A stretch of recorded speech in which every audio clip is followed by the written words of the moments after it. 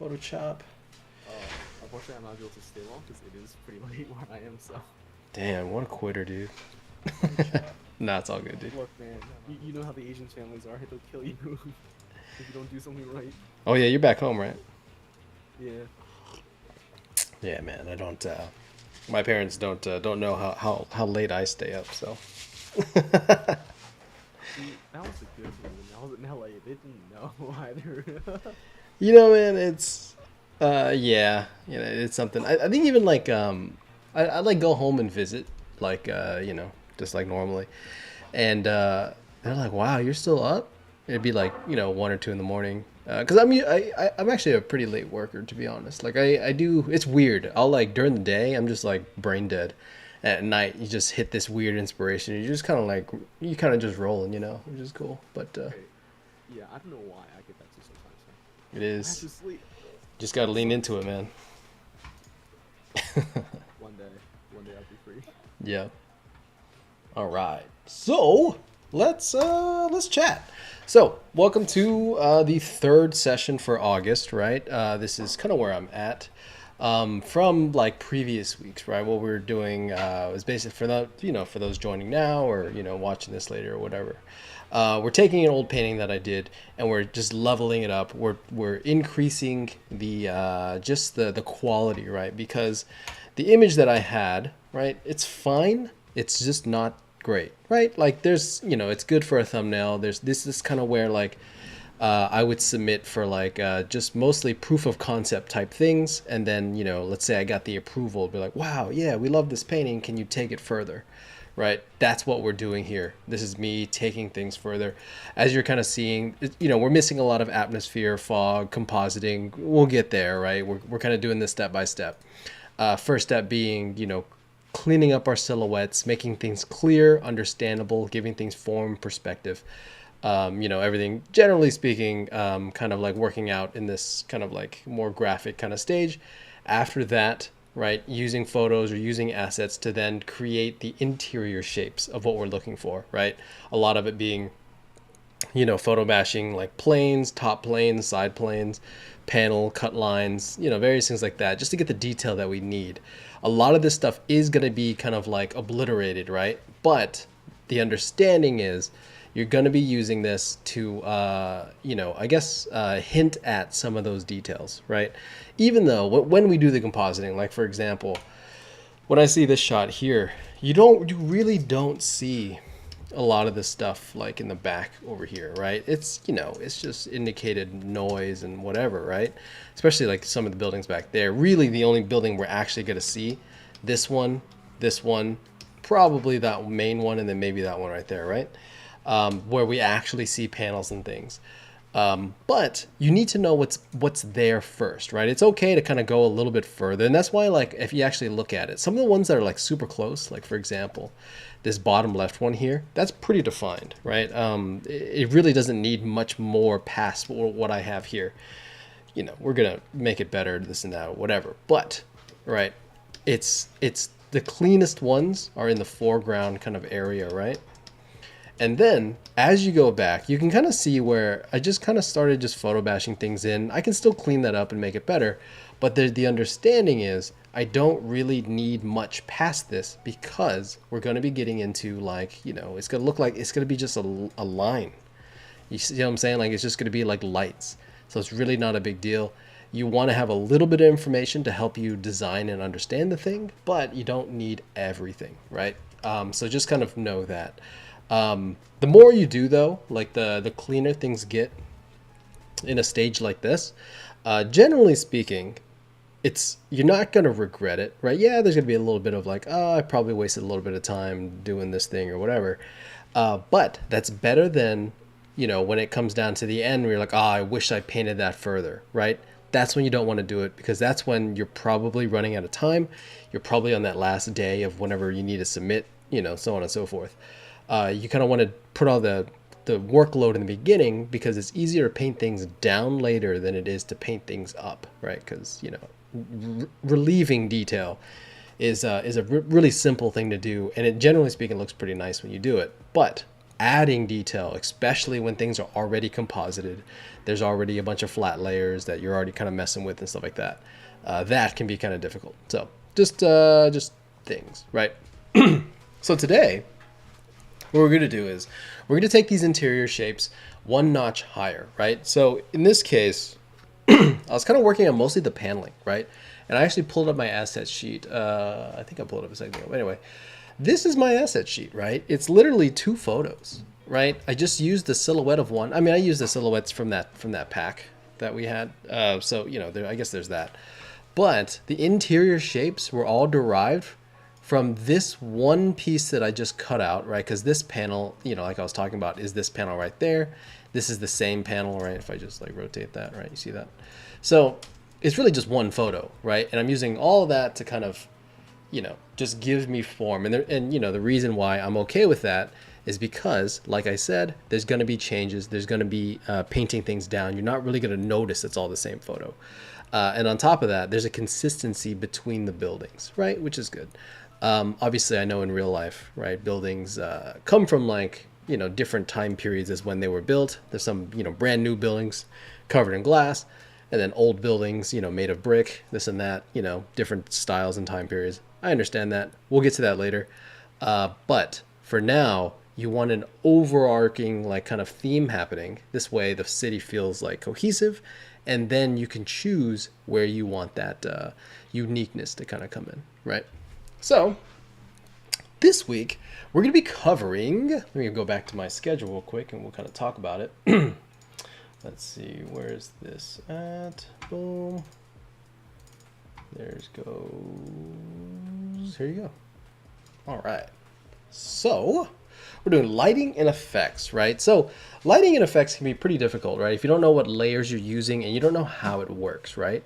Not only are we going to do like the actual, I guess, like process of doing it, like what photos to use or even what layer styles to use, but the why we use it as well, right? There's a couple different things that you kind of want to keep in mind because lighting and effects can get extremely noisy and extremely just chaotic really quickly.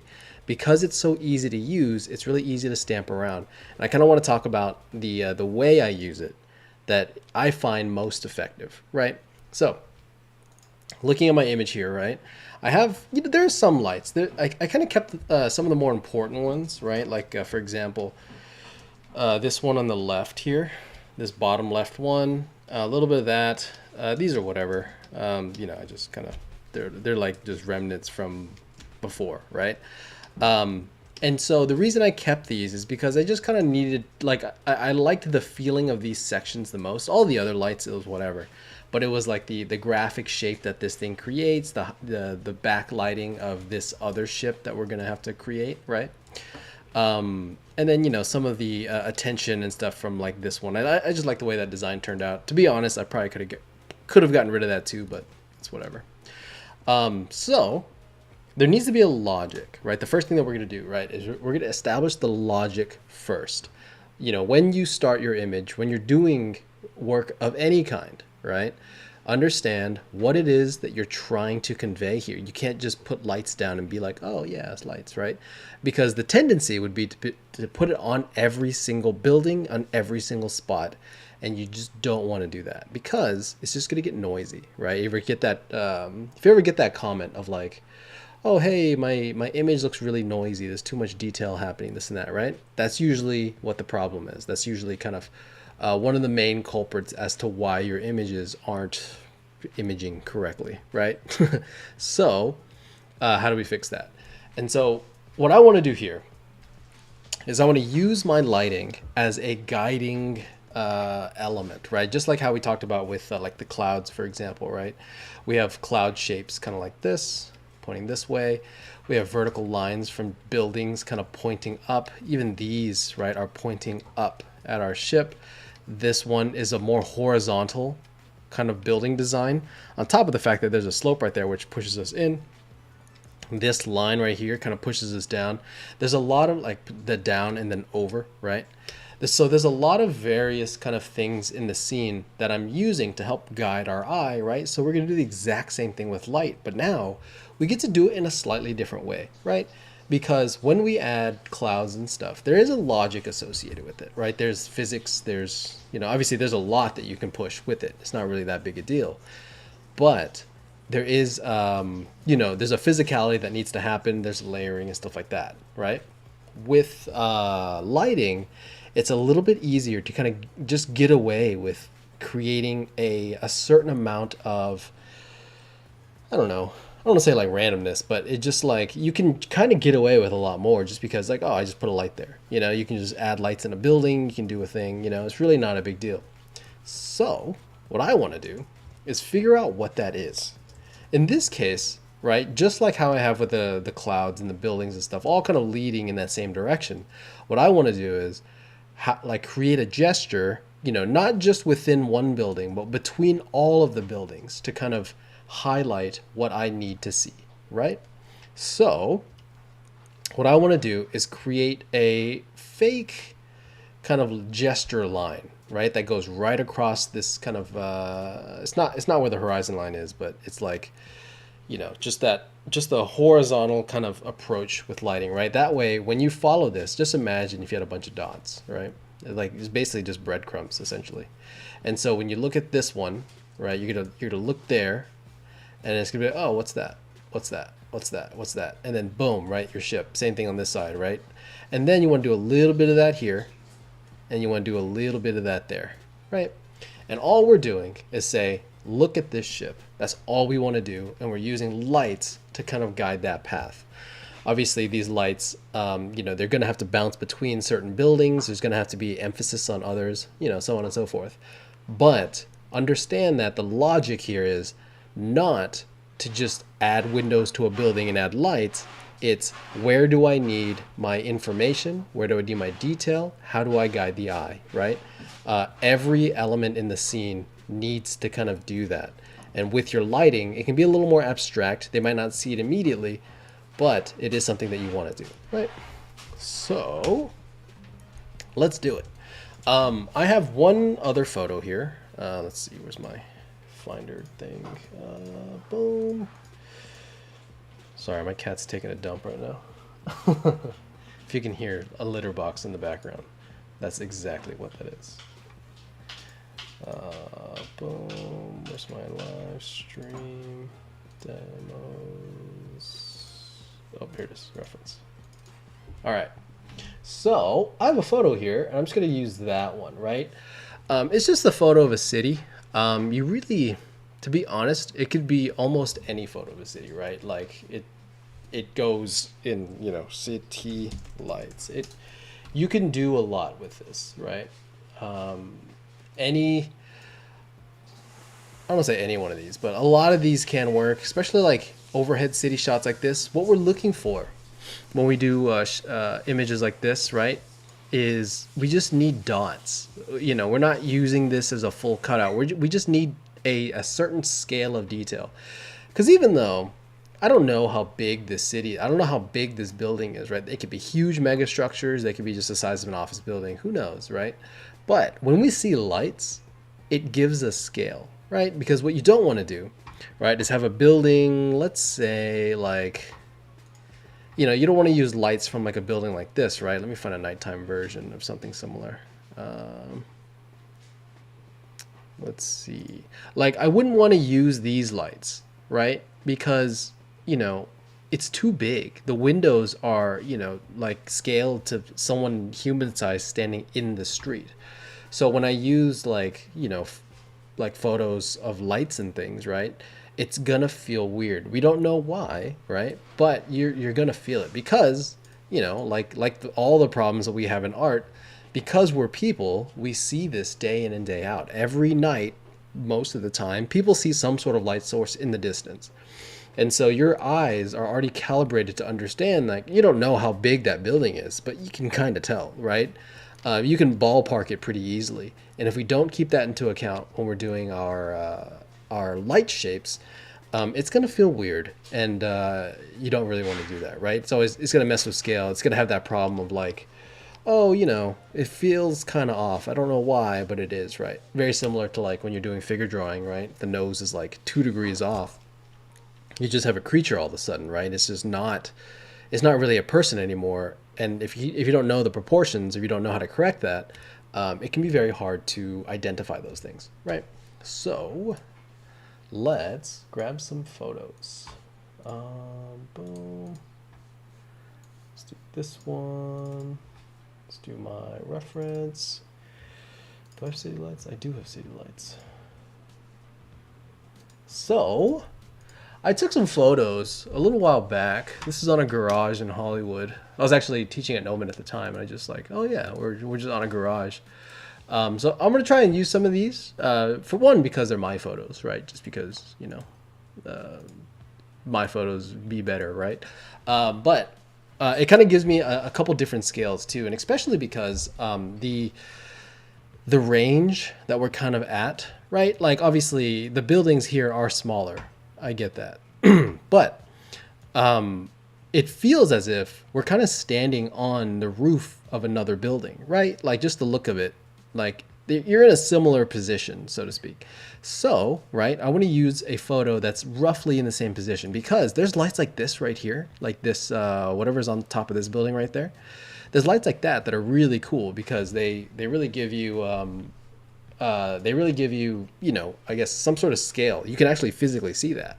And so for me, maybe I can throw that up front and so people can kind of read that scale a little bit better. And you see some of these taller buildings in the back, maybe I can just put that in the back and that automatically gives you the scale that you need.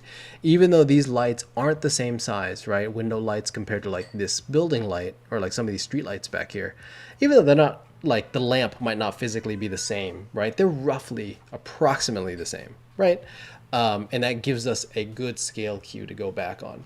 Really pay attention to these things because these things really do matter, right? Because if you ever use the photo and it's like, it's really not working out, that's usually why, right?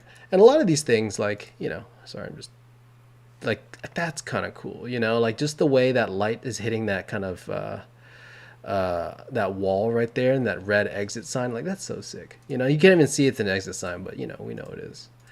And so little things like this, right? If you're ever like, in a place that has lights or, this is kind of what I like to do, not my free time, but I literally just like, I was just going back to my car after class, right? And I was like, that's pretty cool. And I just busted out my camera and just took some pictures. Just try it out, see how it goes, and oftentimes you'll find that the quality is a lot higher, depending on what camera you have. If you're using a cell phone, who knows? Actually, to be honest, cell phone pictures be better than whatever the hell Google's given us lately. Google's been trash, but that's whatever. But you get some really high quality photos and you can use it 100%. I can drop this into my painting like as is and there's not going to be a problem, right? You can't exactly do that with other kind of photos and stuff that aren't yours, so unless you bought it, but that's neither here nor there. So all right, let's do it. That's funny. Yeah, Darren and Chloe are here. This was after class. I just like got on the roof. I got in the garage and then I just took photos for like an hour. Not even an hour, like 10 minutes. So, let's see here. Yeah, Darren says the AI images have been very irritating lately. I know it's annoying. Like when you get on Google and you type in whatever, the first like 10 searches are always AI now. So it is getting harder and harder to kind of trust. I guess a lot of the photos that you're seeing, it does take a certain eye to kind of notice that, right? Because some people just don't notice, right? There's times where I'm looking at a photo, I'm like, oh yeah, that looks pretty cool. And then I'm like, wait, that's AI. Then you see the hands, you see how crispy something is, right? It can get a little bit weird sometimes. So it does fall in that realm of like, is it cool or not? And I guess, which is ironic, right? The whole idea of AI is that it's stealing art from artists, and I'm like contemplating if I should steal it or not, right? But it is what it is. All right, let's get to it. So, first thing I'm going to do, right, I'm going to kind of show you how I go about this. We're going to kind of cover some just details on like, just what the procedure is, and then I'll kind of just start, you know, riffing off the dome, right? Let's see. I'm gonna grab this thing here. Boom. Actually, I'll just grab that whole plane. I'll just do it later. All right, we're gonna start in this corner here. So, all right, I'm gonna block that out. Right, we're just gonna get something roughly in the right kind of ballpark, right? Show all windows. Where's my asset page at? There it is. I'm gonna fill that out really quickly, just because I need something.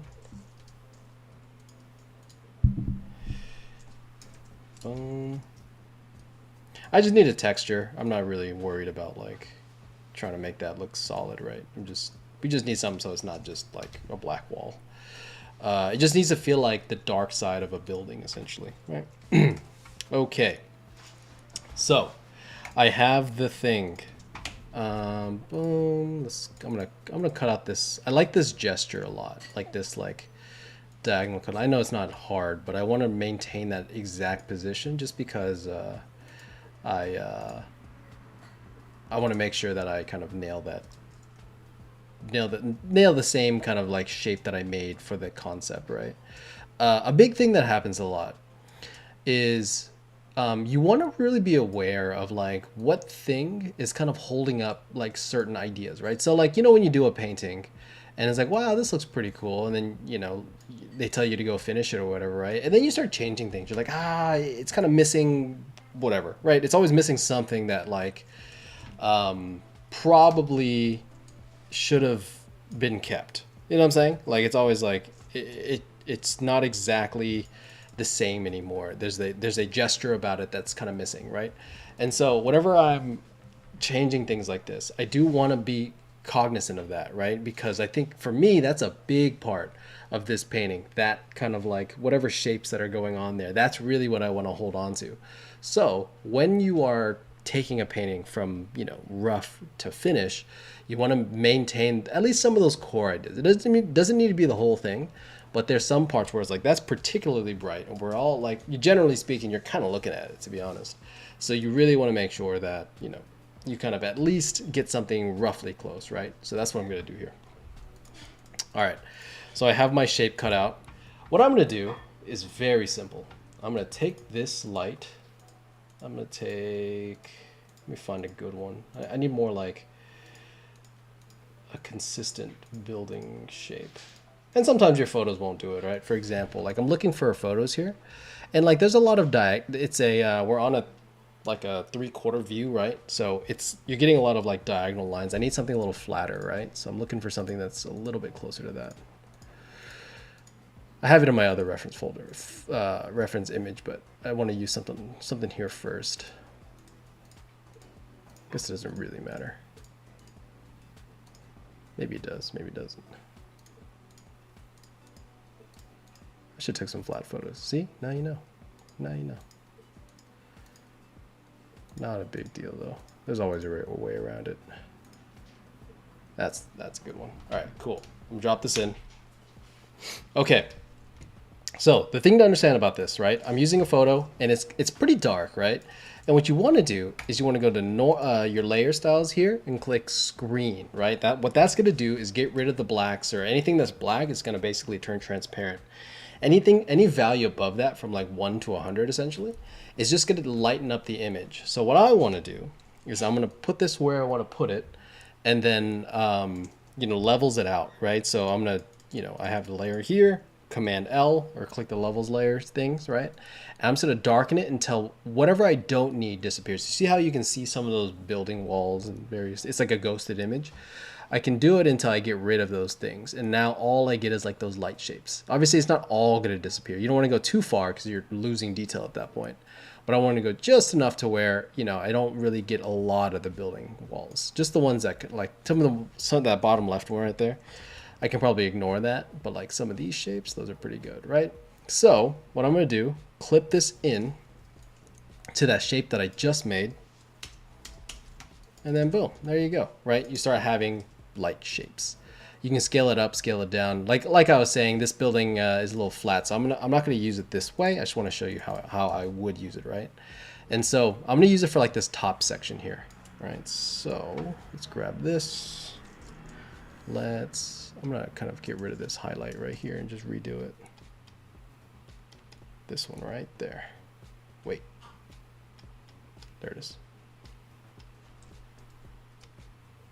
All right, we're gonna do that. Right, okay, so I have no lights on there. What I wanna do, clip this into my silhouette, right? Kind of find a good spot where it's like, oh, that would probably work, right? And then just kind of go to town, right? You can transform it the way you need. I want some like thinner, smaller windows up top here in some instances, right? So something like, that's not bad right there. All right, so we have something like that. I'm gonna mask it out. And then I'm going to use a hard round brush or whatever really, and just mask it back in where I want it, right? We're controlling where the lights go. We're just not controlling what the lights are doing, right? Because if you ever try to paint city lights by yourself, it sucks to be completely honest. Like, it's not a fun time. And so what I like to do is you're trying to replicate that scale, right? Like all these little lights and stuff, they're super useful because it makes it feel like there's like smaller lights kind of happening, on the building or just, around, right? When you zoom out, it looks fine. And so I'm trying to get a lot of those small little shapes, but I need the randomness because if you look at like city photos, there's a lot of small windows and stuff like that, which is very organized and straightforward, right? But there's all like little small things, emergency lights, airplane lights, all sorts of things. And so what I'm trying to do is make sure I get at least some of those, because if you don't, your buildings start feeling very sterile, right?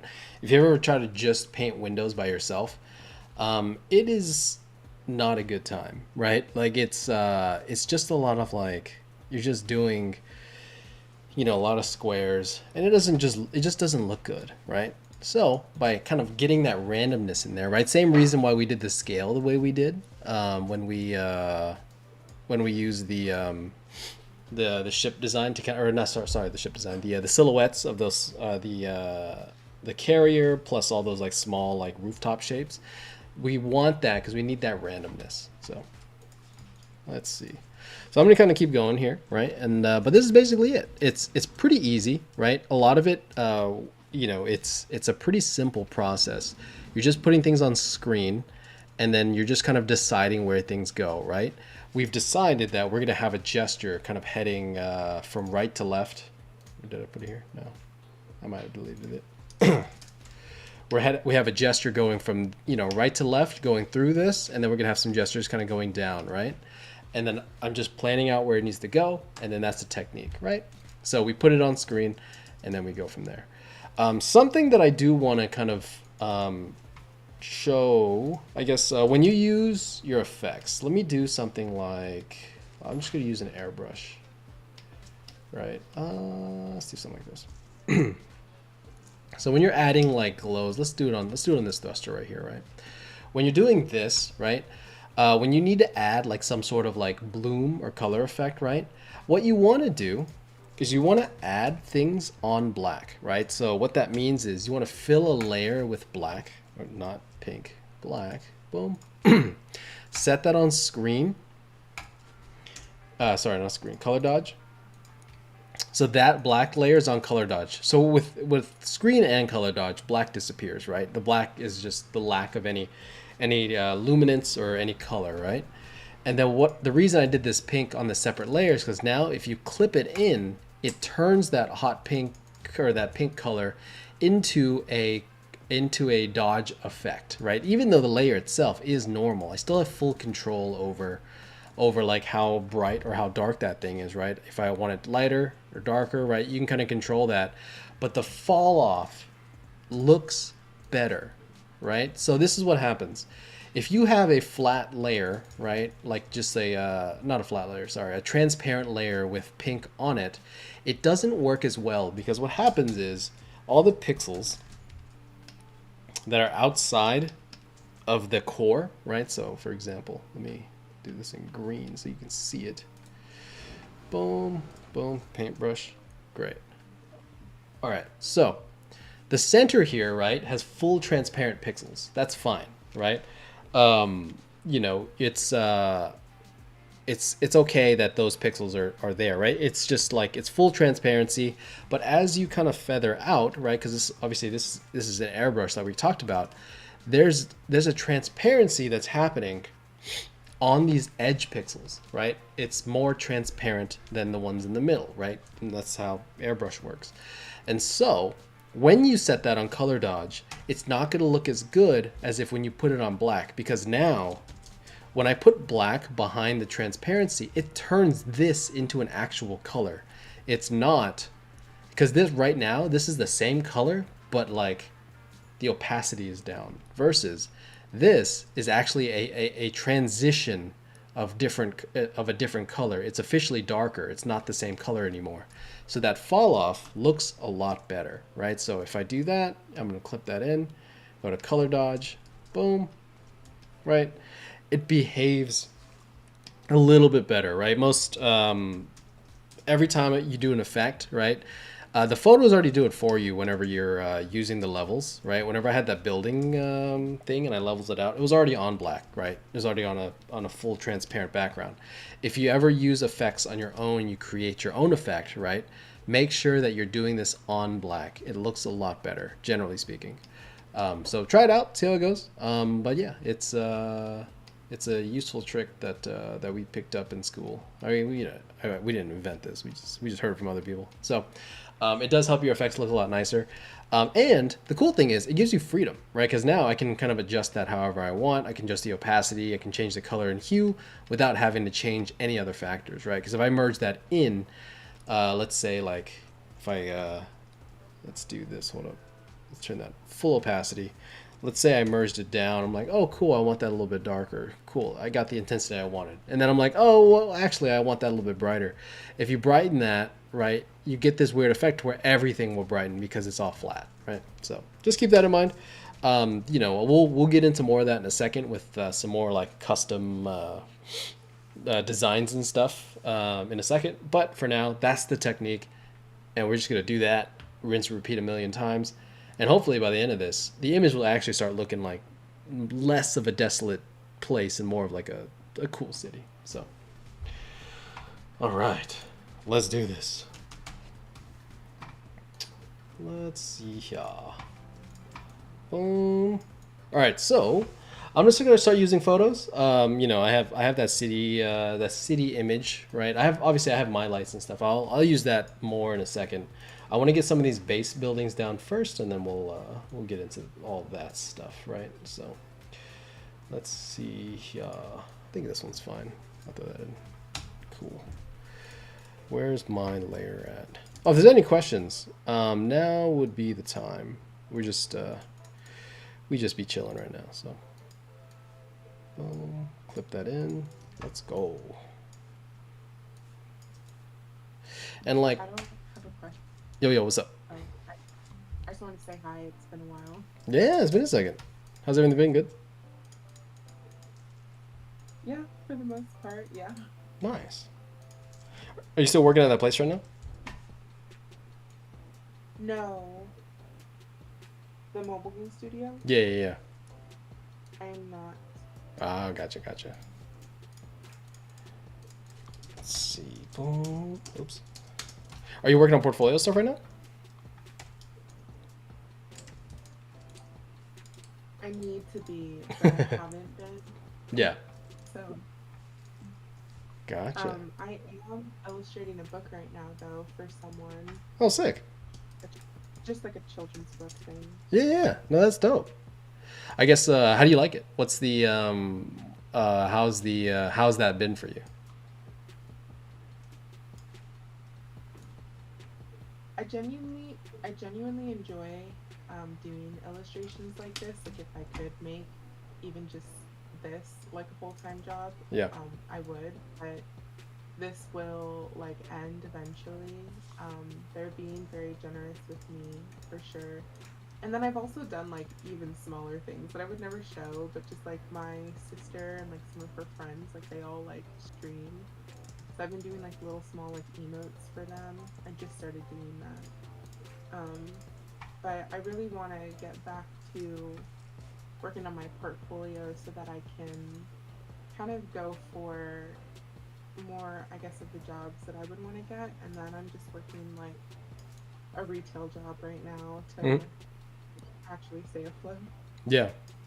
No, that's cool. I mean, that's like, at the end of the day, like a lot of these like smaller things, like, not even smaller, but just different things that you might not have initially done, like a children's book illustration, various things like that. That's like a big thing that really kind of, it kind of sets you apart, right? Because yeah, um, it's not exactly VizDev work, right? But the style and or, I mean, depending on what it is, if you're doing like Game of Thrones type art, right? Yeah, I'm sure you're not, but if you're doing those kind of things when for that book, I mean, those are technically speaking portfolio pieces too, because especially with the places that you want to work, right? The thing from the things that I know about you, like I mean, they're basically all children's illustrators, right? I mean, most of them are, to be honest. Most of them do that, at least in their spare time, and the styles and stuff are very. They match pretty closely to what children's book illustrators need, and a lot of the stuff they look for is like very illustrative like that, right? So I mean, it's like a. I mean, it's a perfect thing to kind of be doing as you're like building your portfolio because it becomes portfolio work. Yeah, I definitely like was thinking that too, but also I feel like I was trying to be like very optimistic because I feel like job searching for anything other than what I'm doing right now has been absolutely brutal. Mm. Yeah, I mean, job searching like as a whole, like just the whole thing, for regardless of industry or like entertainment design specifically. Entertainment design specifically, I didn't spend that much time. Um, I think job searching for non like art related roles, and in hindsight, I should have been doing that on when I was also searching for like art roles. Yeah. Um, and so I feel like I just kind of like not gave up, but like gave up all at once. And at that same time, I was reconnecting with a friend who like manages a couple stores, and so that was like kind of why I just got the job that I have now. Mhm. Um, because she was like, "Well, in the meantime, you can come work for me," and I was like, "Okay." Yeah, that's cool. It's I see this a lot because just interacting with students and stuff. There's this hesitancy to kind of do other things. There's this hesitancy to like uh, be okay with like other jobs for the time being or whatever. And for everybody listening and watching, like you know, it's not it's not a terrible thing to be doing other jobs in the meantime, right? And oftentimes it gives you the longevity to kind of actually give your portfolio time, because a big problem that I see, right? This happens in a lot of the mentorships I do, a lot of classes I do, is that people have this deadline of like, hey, I'm running out of time. I need to do a thing, right? I need to get this portfolio out. And so a big thing they run into is, well, let me skip this class because I'll just go to the more advanced one so I can kind of like get along, like, because for example I used to teach world building 2, and so we get people to skip world building 1 to take my class because they're like, oh, I'll just kind of do it at the same time.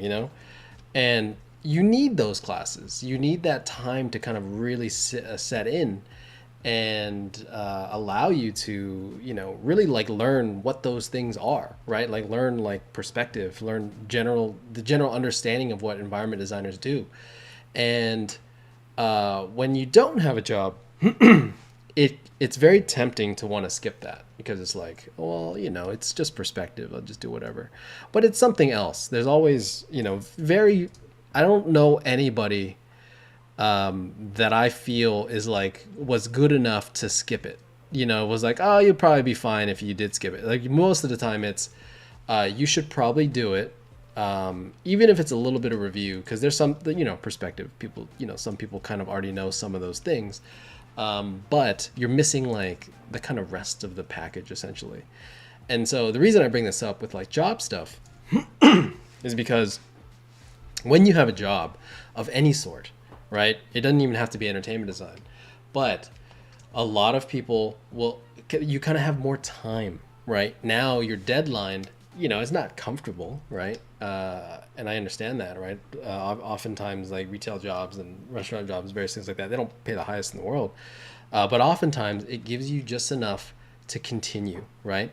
You have a longer time span, right? Yeah, you might not be able to find a job in 2 months, but you can find one in 2 years, you can find one in 6 years, right? If you just kind of continue on as you're going. And it allows you to thoroughly learn the things that you need to learn, right? There's classes that people skip. There's things that people don't take just because they're like, oh, it's I don't really have time for that, right? But you'll find that if you skip things, it comes back to haunt you, and it turns what could have been a 2-year process of like studying what you need to know, getting to where you need to doing what you need to do, to like a 4 to 5 year process. And then it costs like twice as much because you skipped a class, and then you gotta go back, and then you gotta go pay for the class that you started initially because now you understand it. And it's this whole thing of like we're trying to basically save ourselves by burning our ship, and it doesn't work that way. You know what I mean? I'm not saying you're doing this. I'm just saying that's what having like other jobs and stuff allows you to do. The pressure to find work, generally speaking, is lower, right? Not that you don't want to find a job in entertainment. It's just now you have more runway, right? And that is so valuable. I can't recommend enough for anybody, right? If you're somebody that is looking to get into entertainment design, especially with what's going on now in our industry, look into find a job. Just get one at the local coffee shop, get one at the whatever, right? If you can find something art adjacent, right? Like something that you work in an art store. Like I worked at a Blick, right? For those that don't know, it's an art store in California. I mean, they have other locations too in other places, but the one I was at was in California, on Lincoln Avenue, right, in Santa Monica. Anyway, so yeah, I worked there, and it just gave me enough time to work on my portfolio, to get into art school and various things like that. And then luckily I was able to kind of do a full time student once I hit Noman, and got there, and then brainstorm after that. But it just gives you runway, gives you time, gives you all sorts of things that when you're in a hurry, it usually doesn't do you any favors. So I'm not saying you're doing any of that, just saying people tend to do that, and people kind of like you know don't really like the idea of like doing something different. But oftentimes I find people that have like a little bit more lived experiences doing other things, they tend to do better more often than not, just because you just know something a little bit differently. You just understand the world a bit differently, and it's a really cool thing to see. So let's see here. Yeah, I definitely wasn't intentionally doing that, and it's not that I wouldn't have taken on any other job. I think it was one of those things that you don't know what you don't know, and Yeah. I didn't know that I wouldn't be able to like find another job doing in like any capacity in like the entertainment, or like I guess not any capacity because I was really only applying to like art jobs, but I think that was kind of it. So when I started applying to, I mean, when I was kind of like at my wit's end, so to speak, that's like when I reconnected with my friend, and it just kind of worked out. And it is nice, like what you said, like it is nice just feeling like I'm doing okay again, Yeah. and now I have time to like breathe and figure out what my next steps are going to be. And that's also when I was contacted about a children's book from somebody from my past as well. And then also like the other things. And like I know that they're small things and they will end soon, but um it's still, I feel like having this job has even almost just like allowed me to like do those other things, because sometimes you get so stressed out that you feel like you can't take some of those little small things because you got to spend all your time and energy looking for like a job. And so Yeah. now I feel like I some some more time back to do some of those other things. Yeah, that's great. I think, and everybody really should. If you're for those like having trouble finding work, and I venture to say that's most people, right? Even professionals at this point, like, don't just wait around hoping that some studio is going to pick you up. You don't know when that's going to happen. I get freelance, like let's say I wasn't working, and there's maybe I worked with a client before, right? And then I'm like waiting for that client to call me back. It's like you don't know when they're gonna contact you, right? I literally have clients from like 6 years ago contacting me and saying like, hey, we remembered your work from here, and we'd like to kind of start up again because we're starting a new thing or whatever. And it's like I would not be able to survive for 6 years, right, before my next client. And that's really how it is sometimes, right? It really is like, hey, we don't need you. Like, we love your work, we just don't need you right now, and you have to figure out something to kind of keep you afloat until the next thing comes. And hopefully, the more contracts you do, the more work you find, right? You start kind of building that clientele where, at first it was one every 4 years, right? Because there was that one client coming back. But let's say you had two clients, and then you kind of staggered them where it's like one comes back in 4 years and the other comes back in 2 years. So now it's like, every 2 years you find a job, right? And obviously this is very simplified, but it's building that base, right? You have 10, 15, 20 clients to kind of fill up all those gaps. And it starts becoming a lot more consistent as time goes on. But in that beginning phase, it's like you just don't know when you're getting hired, right? There's times where, people get hired at companies right off the bat, and there's times where people wait for years on end, right? I saw a post fucking last night. Somebody one entertainment designer hasn't worked in 2 years, and they're great. Like, his work is insane. Like way better than what we don't do the same thing. He does character design, but like, as opposed to someone hasn't worked in 2 years and they're an amazing artist, right? And it's just like you just don't know. And I guess waiting around for the world to kind of pick you up, it's not that, like, generally speaking, I'm a positive guy, but I have a family to take care of, I have things to do, I have goals, right? And working in a coffee shop or doing something in the meantime is not going to be the end of the world. And more often than not, it provides you runway, which is so important. It is the biggest thing that you can do to propel your career forward, is literally just give yourself time, right? Because when you make decisions in desperation, it usually, in my experience, doesn't really work out that well. Obviously this is, it's particular to certain individuals and things like that, but yeah, just know that the more time you have, the bigger chance you have at actually like getting to where you need to go, so. All right. Yeah, it's funny. Yeah. Yeah, finding a job is difficult, especially right now. There's, for those that are applying, you know exactly what I'm talking about. But for those of you that are like still kind of students and, you really haven't like started applying yet, it is extremely difficult, right? It's not, I've said this in previous streams before, but it's not your skills that get you in, you know what I mean? Not 100%. There's times where you're completely qualified, somebody else gets the job, right? You're somebody that is totally in line with what you can do or what you should be doing, and you still won't get the job, right? Yes, there is a component of skill associated with what we do, right? But that's not the only component, and you just got to be aware of that. It sucks that it is like that, but that is what it is.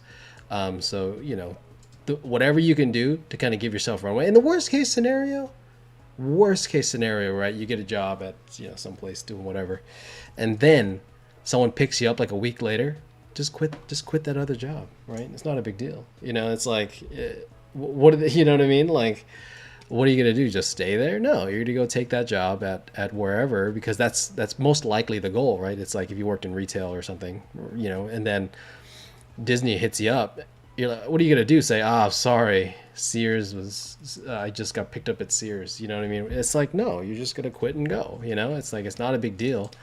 And, they're going to give you like a bad recommendation or something, who cares? It's it's just is a means to an end, right?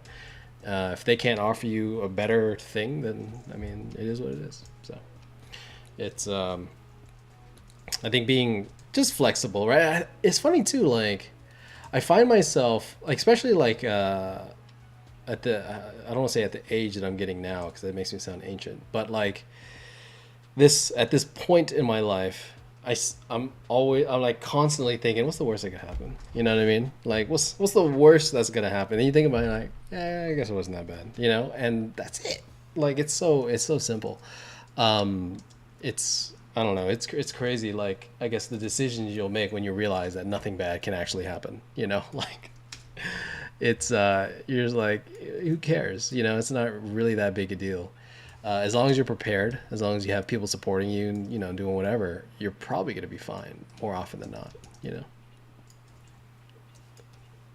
Yeah, as much as I want to, like, sometimes feel bad for myself, like, I have to remember that I didn't really start, like, pursuing or, like, even just, like, actively applying for our jobs, like, until that long ago. And, like, when I hear some other people's stories that I view as incredibly successful artists, like, they had a year in between gigs at the start too. Like, it was hard for them, even without the industry being like the way that I don't know, like, I don't know, because like when when people say words like a bad economy, I don't actually really understand what that means, I'm gonna be completely honest. And so I don't know, like, how much that's really actually affecting jobs right now, or if people are just saying that. But I will say that the people that I do genuinely feel very bad for, that if anyone's being affected by the bad economy, I think it's them. And I think it's the people with like 10 plus years experience that are being laid off and like unable to get a job again. And one of my friend's husbands has been going through that, because we met when we were both at Blizzard. That's where he was working, and he's got, like, I think he's got at least a decade of experience doing what he does.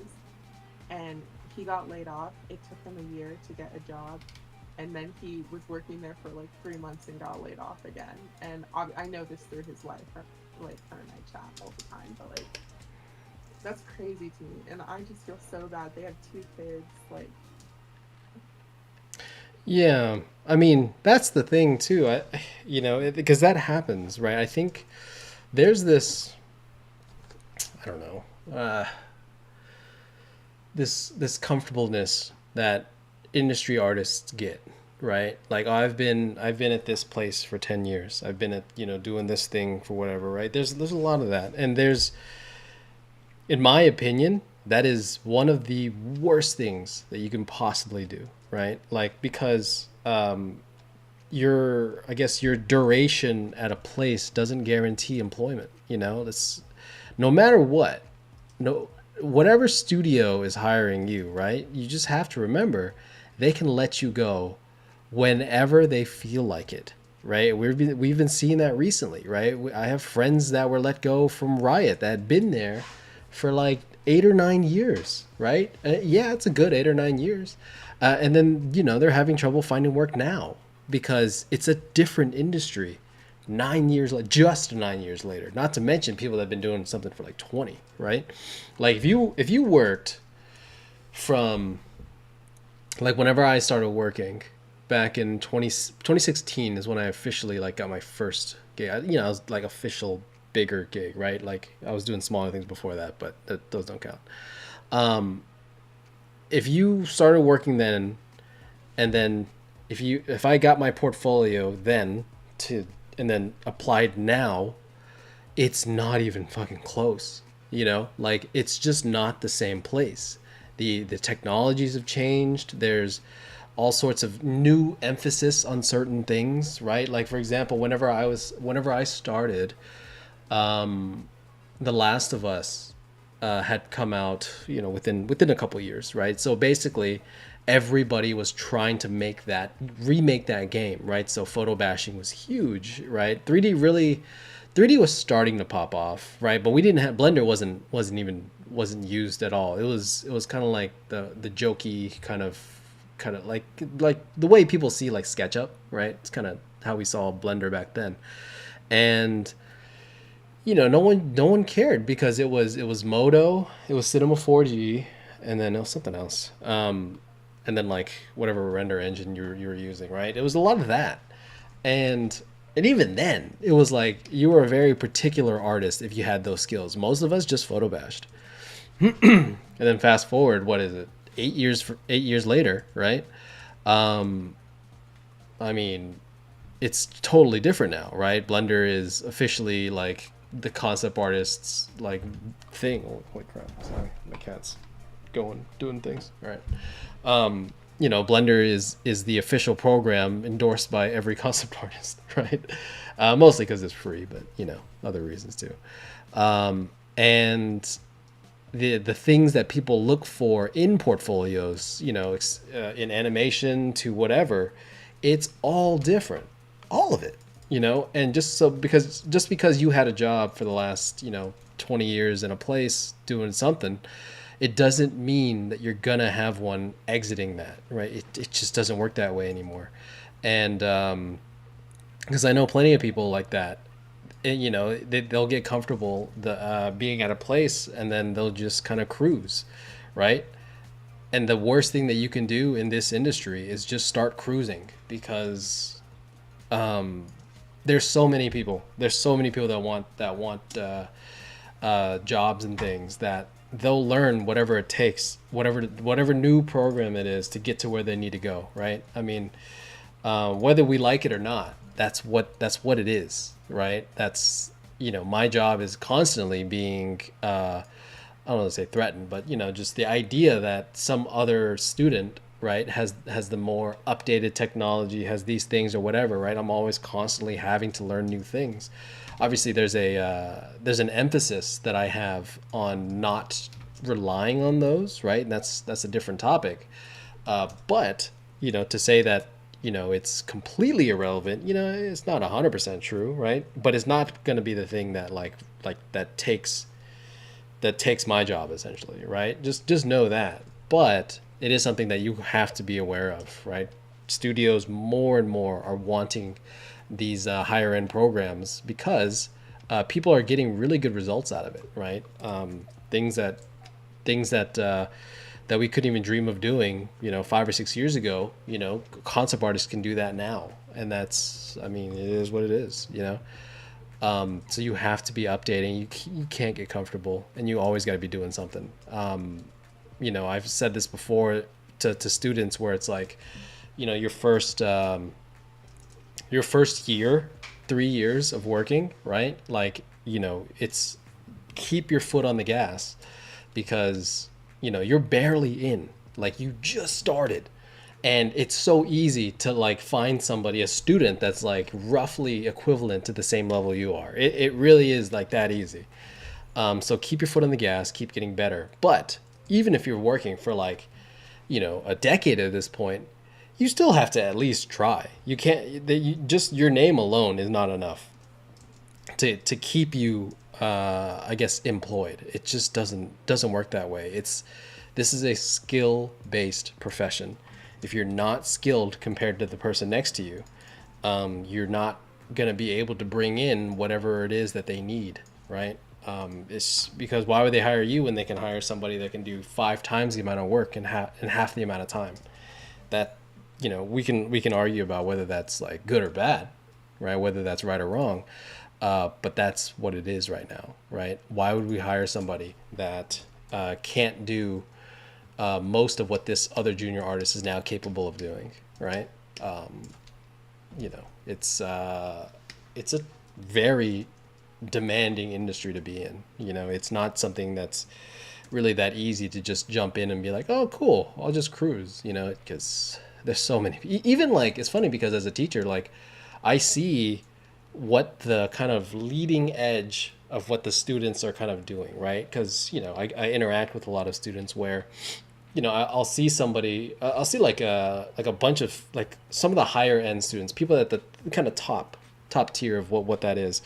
I'll see what they're doing. I'm like, oh shit, you know, it's like yeah, they're missing a lot of fundamental things that obviously I teach in classes and stuff, but their skill set is not far off from what from like overtaking like a lot of professional artists. You know, it can be scary sometimes, but I mean, you just got to be doing stuff. You got to be talking to people. You got to be increasing your skill set. Because if you don't, I mean, the next layoff, just don't be surprised. You know, it sucks. It's not right, but just don't be surprised. You know.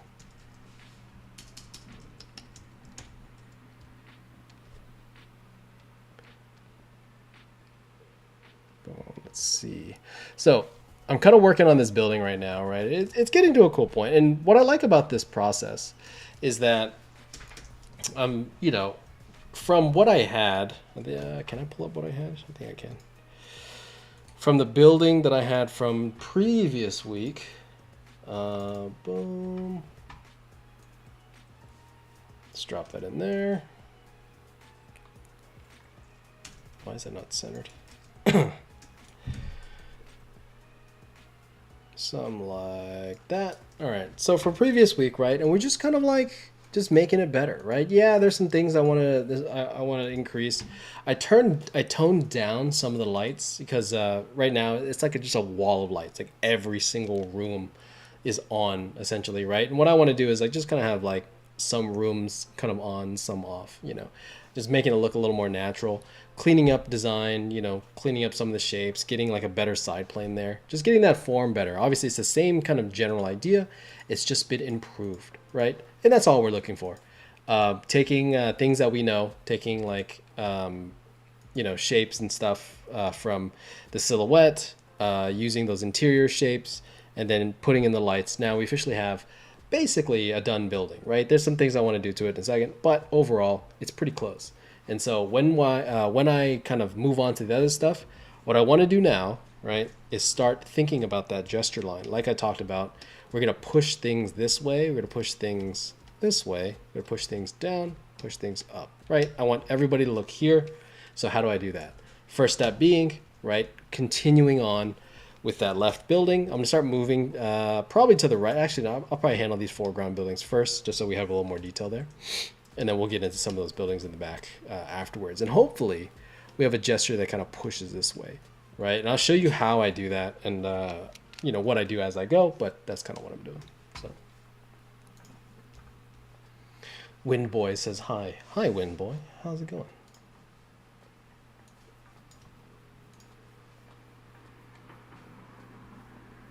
Cool. All right.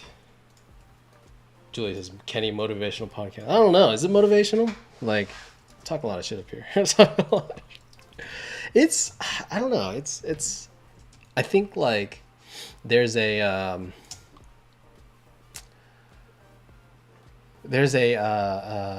don't know, like a very optimistic side to our industry, right? Where it's like, you know, there's things that we should be very happy about, things that we should be very, you know, because we do some cool shit. I'm not gonna lie, right? Just entertainment design as a whole is a very cool job to be doing, right? But there are some very dark things that can happen in our industry as well. We just have to be aware of that, right? It's, you know, this is why I always have like, and I've told students this before. It's just like have emergency funds. Obviously, get your first job, right? Learn finance, right? Because a big issue that artists have is just not good with money. You know, you don't have to be amazing. I'm not saying like be the best investor, but like have an emergency fund. You know, pay off your loans. Save money, save more than you spend, right? So many, oh my God, so many of my friends, they got their first paycheck and it's like a 70K job. Like it's not incredible, right? It's like, it's good, it's fine, you know, keep you afloat. You and a partner will keep you afloat. But I mean, you know, and then like, oh, I'm gonna buy the nicest BMW around. I'm like, dude, like, chill out, man. Like, this job is not permanent. You know, it's a contract job, right? It's things like that. I'm like, dude, you just don't know what's gonna happen, and it saps away your freedom. You know, you can't make choices. You can't make decisions on where you want to go. Because now it's like, well, I can't take this riskier, cooler project because, you know, my, I don't know, 401ks at this place, or my, you know, I have I have benefits here or whatever. And it's like, you know, if that's what's keeping you in a place, I mean, you're kind of a prisoner there, you know, like, why are you staying there? You know what I'm saying? It's just things that, like, me as a person, obviously there's a level of risk that I'm comfortable with, right? As we tell from my career choices, but it is something where that freedom is everything. There's so many people that stay at jobs because they're like, oh, you know, I don't know if I can risk making a jump like that. And then that place fucking lets them go. You know, it's like, dude, the riskier thing is staying there, you know? Because, you know, it happens. It will happen to everybody. If you're listening to this, it's like, it will happen to you. I don't know when, and I hope it's not when things are bad, but it will happen, and you just have to be prepared for it. Because if you're not prepared for it, that's when it's bad. It's like an earthquake. You don't know when it's going to happen. I think LA had an earthquake Japan had an earthquake this past week. You know, you don't know when it's going to happen, but if you don't have an emergency kit, you're fucking up. You know, like, what are you doing? You know, the only certainty that it is that it's gonna happen. You know what I'm saying? And it really is like, just be prepared for it. Layoffs happen. Every company does it, right? Big to small. We see it every single year. Places that you would imagine would never let people go, surprise, lets people go. Then what are you gonna do? You know, do you have an emergency fund, or are we, you know, I guess, just gonna move back home, right? There's a level of, you just got to be prepared for these things, and like, being prepared too, right? Like, just understanding, being prepared doesn't necessarily just mean money either, right? Yes, there's a big component of that, right? Where it's like, have an emergency fund, have a oh shit fund, 1 year's worth of rent, whatever, right? Whatever you can do, there's that. But also, you know, be networking, be talking to people, be around, do things. What the hell do you think this live stream's for? You know what I mean? Like this whole live stream was based off the idea that I need to be doing some work, and I'm tired as hell after work. So, like, if it was up to me, to be completely honest, I wouldn't be doing this. You know, just because, like, it's just, you know, you're working all day, and then you get home, and then you're gonna work some more. Are you crazy? You know what I mean? Like, I mean, obviously, I do enjoy teaching, right? I do like doing that. Don't get me wrong, but there is a sense of, if I could just sit there and just hang out or just do some of my hobbies, I would do that, right? But I need to be creating portfolio work. I need to be doing new work at all times, right? Because my job isn't like that secure, you know, like, at least I don't think it is. And you know, that's the reality of it, you know? So what do? I create a portfolio piece basically every month at this point, right? Like, every month we have a new topic. Each one, you know, for better or for worse, maybe I missed a couple here and there that, like, maybe with a couple more hours they could be better. But overall, like, it's you know, these pieces, generally speaking, probably look okay.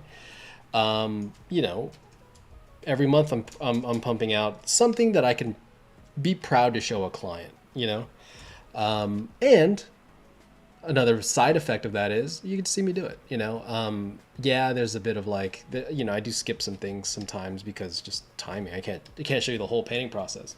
But it is something where, you know, this stream is based off of that idea. You know, we just need to be doing work. 'Cause you know, I remember when I first started, I was like not doing stuff. And then when I wanted to leave a certain place, when I wanted to kind of like make decisions to kind of go to other studios, and I couldn't, right? Just because I didn't have the freedom, I didn't have the I guess the work to kind of show for it, because for those that know, for those that have started working, once you start doing work, it doesn't mean you can show it. It just means that you did it, and on top of that, it might not even be work that you actually like to show, right? I mean, I did a bunch of emojis. You're never going to see that, because they paid me and I did it, but that's the thing. It's, you got to be doing, side work to kind of, just have things to show. There'll be clients to be like, oh, hey, you have character designs, or do you have like vehicle designs? Oh yeah, I did this vehicle for a stream. I did this character for a class demo, right? And I've shown stuff like that to clients, and I've gotten work with class demos, right? Like for example, I used to teach ENT1, so there's like characters I would do, and then when I have a client asking me if I have character designs, I'm like, oh yeah, here you go. They don't need to know I did it for class. They just need to know I did it, and there you go. It's you have to, like, for me, I have to trick myself, not trick, but I have to like force myself into doing more work. I have to force myself into making things happen, because if I don't, I'm just gonna probably be sitting there figuring out whatever next hobby I want to pick up. Drew Kenny should rebrand to a podcast. I thought about that. I was like, I just do a lot of talking, and there's like a little bit of painting. I could probably still do it as such, but I don't know. This is mostly just a extension of class, right? There's a level of like, I do enjoy teaching, and just talking. It's too formal, I feel, when you do a podcast. For what I'm doing right now, right? I'm not saying it's gonna stay like that. I might change things in the future, but at the moment, it's like I just want to just turn on a camera, no editing, and just paint. In case you guys didn't notice my lack of editing on my on my streams. So, hi, Elf Rider. Looks like a ship. It is. Surprise. Yeah, it's a sci-fi ship. I'm currently streaming, just finishing off a painting. So if you haven't seen the other ones, please check those out. But yeah, it is what it is. Yo, if you ever need an editor though, I got you. You edit? Yeah. Oh shit. All right, man. I'll let you know. I have been contemplating getting into actual like actually making like some sort of like structured video or whatever. So I'm not like super into the idea. It just takes so much work, right? And this is like the reason I like this so much is because I'm able to just literally, like, there's some graphic things that I do or whatever, but overall it's like I just turn on Photoshop and we just talk, right? Very similar to like what we do in class. But there is a side of, short form content, this and that, whatever, the YouTube business, that I'm like, maybe I should pay attention to that a little bit. So maybe, if I do, you'll be the first to know. I'd rather hook you up than some rando online, so. Hey, there's this guy actually that's been getting pretty popular on YouTube or YouTube, Instagram for just like painting. Do you know, his name is Jake Don't Draw. Jake Don't Draw? Let's see. Jake Don't Draw. Well, you would think based off of his handle that. Does he paint a lot? He's against drawing, but yeah, he paints a lot. But it seems to be pretty popular with like people who don't even do art, which I think is the coolest part.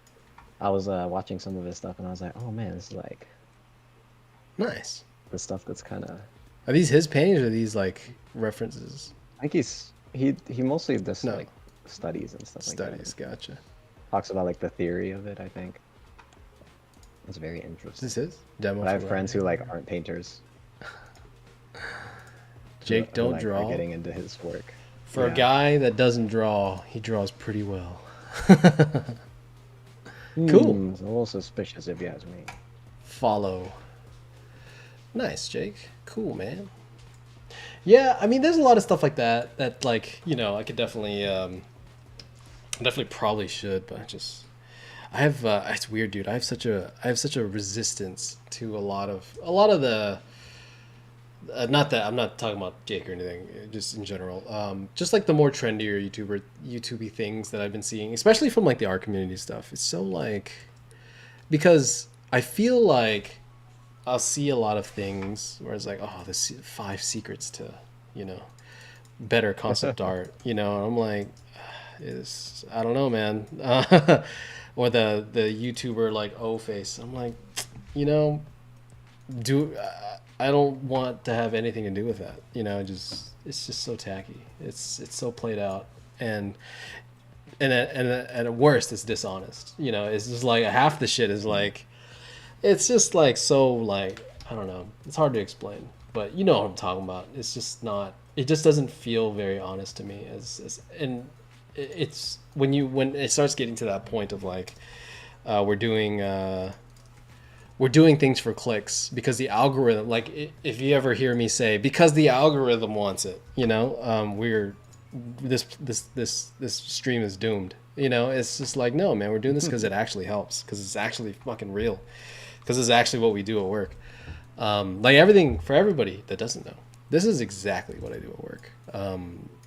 You know, like every time you see a stream from me, right? Every time, there's always the, oh, when a client does this, and then, you know, I do A, B, and C thing. Kind of like when a client says, oh, we like that thumbnail, can you take that to finish? And that's what I'm doing here. I mean, this is it, man. I'm not turning fucking pizzas into portraits. I'm not doing, you know, because we don't do that. It's a waste of time. And, you know, people watch this stuff, and then I'll see it repeated at work or like in class. And I'm like, what are you doing? You know, it's just like, it doesn't help anybody. And it sets people back, right? Imagine spending money on classes where somebody teaches you something where it's like, you know, more YouTubey or more, because it's very engagement heavy, right? A lot of these like class titles and stuff where it's like, oh yeah, you know, like it's just some random thing. And I'm like looking at the title, I'm like, that's not even like used. Like we don't even do that. Like why would you even teach that? That's such a waste of money. And because I think for me, like I look at it and I'm like, I have students that spent like their last, you know, $800 or whatever for a class, and they're literally gonna have to like move back home because of it or whatever. Like they're basically detonating their lives as they know it to kind of do this thing. And I'm just imagining that person, and then being like, hey, let me show you some gimmicky bullshit that's gonna get you nowhere, and let's waste 12 weeks of your time or 10 weeks of your time. It's just wrong at the end of the day. No judgment, I guess. I don't know, maybe full judgment on whoever does that, but it's just not cool. So, you know, that's just my opinion, though. My completely wrong, completely biased opinion. Yeah, I don't think like you have to, like if your goal is to help people, then you like probably should definitely should not be going in that direction with that like weird clickbaity type stuff, Yeah. because that helps pretty much nobody. Yeah, right. It's just like it doesn't, because how many videos have we seen where when you see the clickbaity titles, it's like, oh wow, that really changed my life. Like generally speaking, it's like oh yeah, it's just a weird way to say it. You know, it's just like a funny way to kind of like think of a certain topic, but it really had nothing to do with it. And it's just so like, I don't know. I to be honest, I think I probably feel this way because whenever I see stuff like that and I actually click on it, you feel lied to. You know what I mean? Like it feels dishonest. Where it's like, you click on it, oh, 5 tricks to, you know, getting a job in concept art or whatever from a person that doesn't work in concept art. I'm like, what the fuck are you talking about, man? Like, what are you doing? You know, how is this? How are you helping somebody? Why are you? You know, it's like if you want to just make money and sell ads, that's fine. There's nothing wrong with that. But do that. You know, like just be honest about it.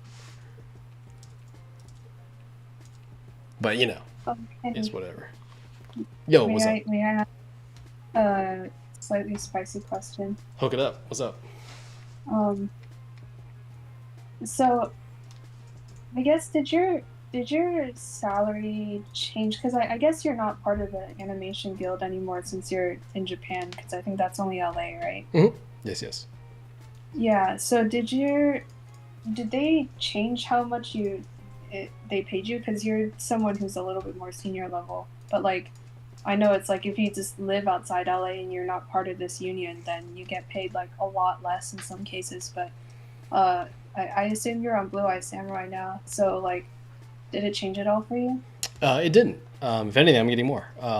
Just because, but Nice. it's a negotiation thing, right? Yes, Mm-hmm. there's some things that that like when you're in like union, right? There's minimums, right?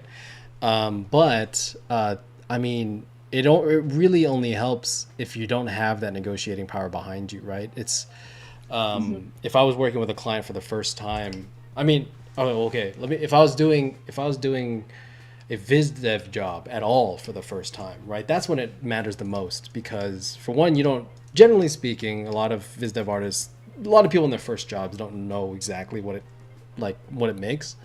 So it's really hard to like gauge that number because you've never done it. So why would you know, right? And then but after that, right, you have a better gauge, and then you know people, you talk to people, and you interact with people, so that that negotiation power becomes a lot stronger. It's like, oh, you have this title under you, they know they can't rip you off, because there's a certain number associated with VizDev artists, and if you're a working VizDev artist, you know what that is, generally speaking, right? For obviously preface, every studio is a little bit different. Some studios pay higher, some studios pay lower, right? That's just what it is.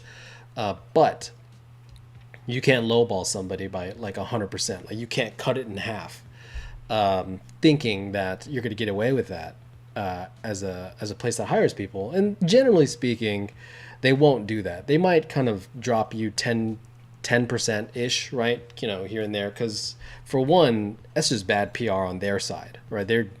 It just looks bad on studios if they did that, because one post from somebody disgruntled will like just light your shit on fire. You know what I mean? Like, just imagine someone being like, "Wow, they paid me like 60% less than the artist next to me," right? It just doesn't look good, right? So they probably, I'm not saying they don't, they probably will try not to do that.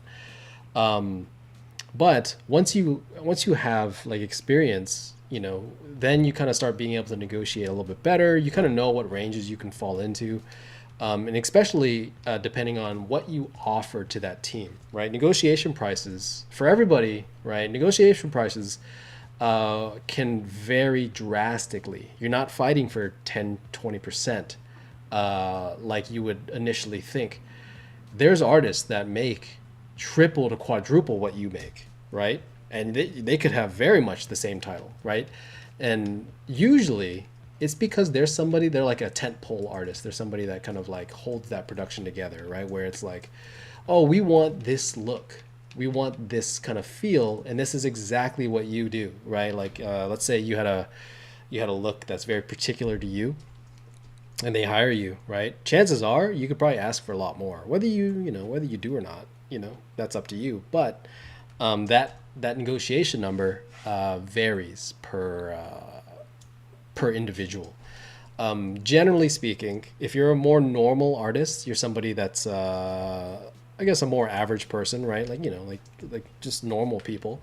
There's a range that we fall into, right? You know, Figure out whatever studio you want to work at. Talk to people at that studio or that have been to that studio. Ask them, hey, what price should a VizDev artist be making, right? Just know those things.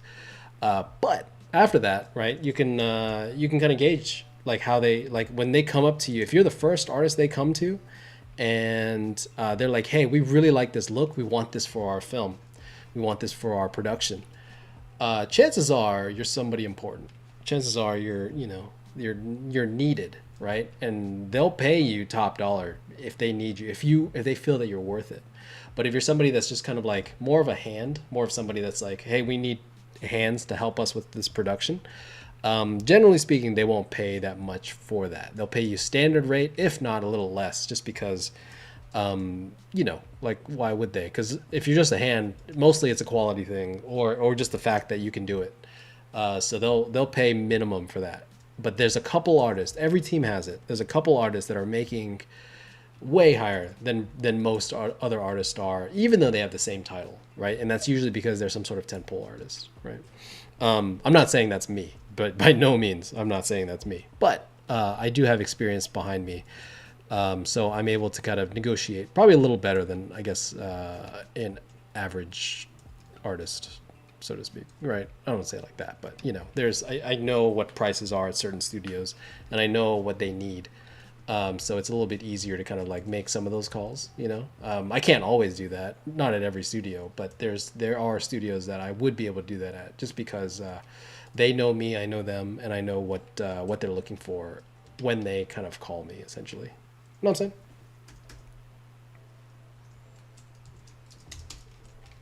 Yeah, that's good to hear. The thing is, I have several friends who are working in TV animation right now that are a part of that union too. And apparently, like sometime on the last season production, like a while ago, I think like a third of the team was on the East Coast, and they had like a secret artist meeting on their Discord or whatever without like telling any of their uppers, and then just did like a transparent like salary talk, and then the East Coast people basically all found out at the same time that the people who were in the union in LA were making like 3 times as much as they were. Yeah. And that turned kind of ugly, but literally like between the 2 seasons during that break, I think all of them ended up moving to LA or just relocating here just for that, because they didn't know that prior to starting that job. Yeah. I mean, yeah, which that's yeah. That happens, right? That's it's very real. And I think for everybody, right, talk to people. Like they're, I'm glad that conversation happened, right? But that doesn't need to happen, because we should just be communicating anyway, right? Ask your friends. This is what I'm talking about. Ask your friends, how much do you make, right? And friends, don't be weird about it. I'm not here to take your job, man. I just need to know how well I can do my job, there needs to be a trust there. There has to be something that we understand, because if we don't know, if we as artists don't know what each other make, right? It doesn't need to be exact. You can be vague about it, right? We're gonna think you're weird as hell because that's like, I don't know, man. That's personal, right? Yeah, we're gonna judge the hell out of you, but I mean, it's whatever. You don't have to be specific about it. You just say like, yeah, somebody of my level should be making this, right? That's all you got to do. And you don't have to say your exact numbers. Just give us a range, because the more information you hold back from each other, the worse that we all do, right? Because now, let's put it like this. Let's say I was like, I don't want to tell you my rate because it's private, right? That's my bargaining power or whatever. Some whatever bullshit that people make up, right? Let's say me and you were working for a job, and then let's say you negotiate for, let's say half of what I'm asking for, right? Let's say 60K, I'm asking for 120, right? What's going to happen is now the bar is set at 60, because, we got away with that. You know what I mean? It's just like little kids, they kind of toe the line. And so when a studio is like, we just hired an artist for 80K. Oh shit. Well, what's her experience? Oh, she doesn't have any? Or very new? She's pretty good though. Does she have any friends? Does there any other students that we can hire? Now the bar is set at 60 because now they know they can get away with it.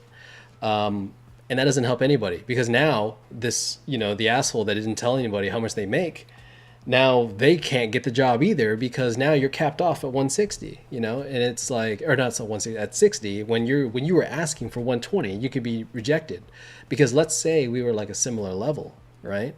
They'd be like, well, this person's asking for 60 and we like her work better than yours, you know, or her work is comparable. Maybe not, you're not twice as good as she is, you know what I mean? Or whatever it is, right?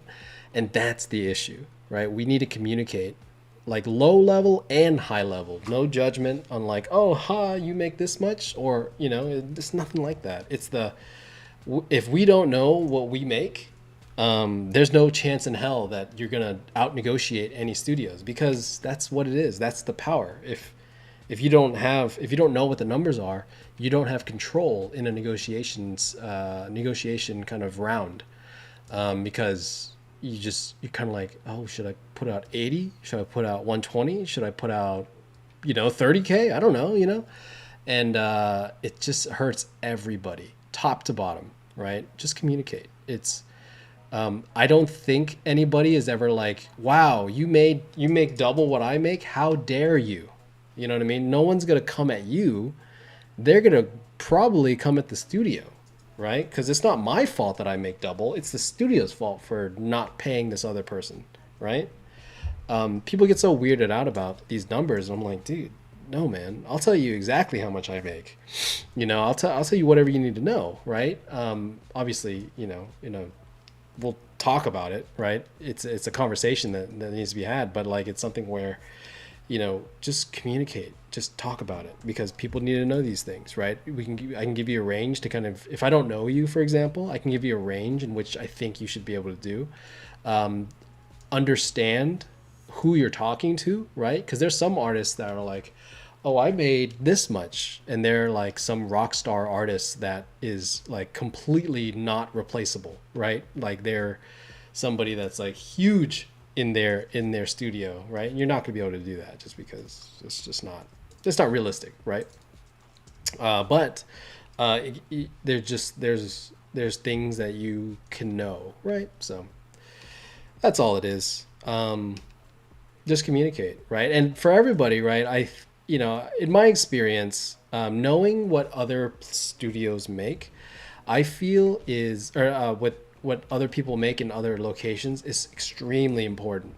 Because like you're saying, some people in New York were making less than people in LA because of union prices, and then they moved to LA to kind of remedy that or whatever. For me, that's not the solution. Just because, like, we can't all do that. Sometimes we're in New York for a reason. Sometimes we live somewhere because of family, because of whatever, because of our preferences, right? And so for me, every time I negotiate based off of LA prices, regardless of where I'm at, just because it doesn't matter where I'm at, right? It doesn't matter, whatever things that certain things offer or whatever. It's nothing to do with that. It's this is what you pay artists, generally speaking. So why am I any different, right? I know what these prices are, and if you want me as an artist, you're gonna have to pay that. And I'm not asking some rate that they would never pay. I'm just asking for whatever rate that everyone else is getting. And if you don't want that, there also has to be the idea that you got to be okay not getting that job as well, right? Just know that. I don't have a very safe approach to my working career, right? But I think, like, because I work that way, I have had a decent amount of safety because of it. You do what you want with that information, but just know that just if they're willing to pay somebody that much, that doesn't change based off of where they live, because they were always willing to pay it. So now are they going to kind of go down that route? Because if they need you, they'll do it, right? If they don't need you, then that comes down to like how you negotiate and like what kind of skills you're actually offering, Because if you're more of a generic kind of artist that is more of like a hand, more of somebody that just kind of like provides rendering ability, generally speaking, you're not going to be able to negotiate that well, just because that's it's what it is. But if you're more than that, yeah, you get a lot more. You get a lot more say in what you can and can't do, right? And that's where that freedom comes in, right? Like we talked about earlier, right? Where I don't know if you're here yet, but in that earlier conversation, that ability to say, no, I want to go somewhere else. You know, some people can't do that because they don't have the freedom to make those moves, right? Oh, I have a mortgage to pay. I have these things. I don't have an emergency fund. I don't have 1 year savings, whatever. That's why we do it. It's because when companies like that want to rip you off and want to abuse you for whatever, you can say no and you can leave, you know? Because there is no safety net when it comes to working at a studio. There never is, right? No matter what. There never is a safety net. Just know that, right? Just understand that point. If you get that, you're gonna do well. If you don't, good luck. You know what I mean? Because these studios, they don't give a shit about you. Generally speaking, they just don't. They care until their bottom line is affected, and once that happens, all bets are off. It's it's just free for all. It's like, oh, sorry, our stock arbitrarily tanked. Somebody tweeted something that's not true, by the way, so it doesn't really do anything. But somebody tweeted stock dropped 10%. Sorry, we got to let go of like 6 teams. Like, what the fuck, And I'm not saying this because I'm just making it up. I'm saying because it happened. It happens all the time. You just got to be aware of it. Sorry, I'm getting rantier than usual, man. I'm spicier today. Also, yeah, it's okay. I'm also curious. Are you getting like double tax in Japan? Well, I haven't gone through a year yet, so I don't quite know. I have to in theory, right? In theory, I shouldn't be, but I got to get through the year first to fully confirm that. Oh, okay. Yeah, I know like some people who are on like a special visa or from like Australia or something, and then they just default get double tax, and they're working in the U.S. But that it's just like country to country, I guess. Other people are just like, I don't know, like, what's your overseas bank account? Give me the thing, I'll wire you your pay. And smile, and it's like, oh, okay. Yeah, it gets weird. I mean, I'm definitely like, I have to talk to my accountant and everything about it. But I mean, we did some research ahead of time. It should be fine. But I can't like confirm that until we actually go through it.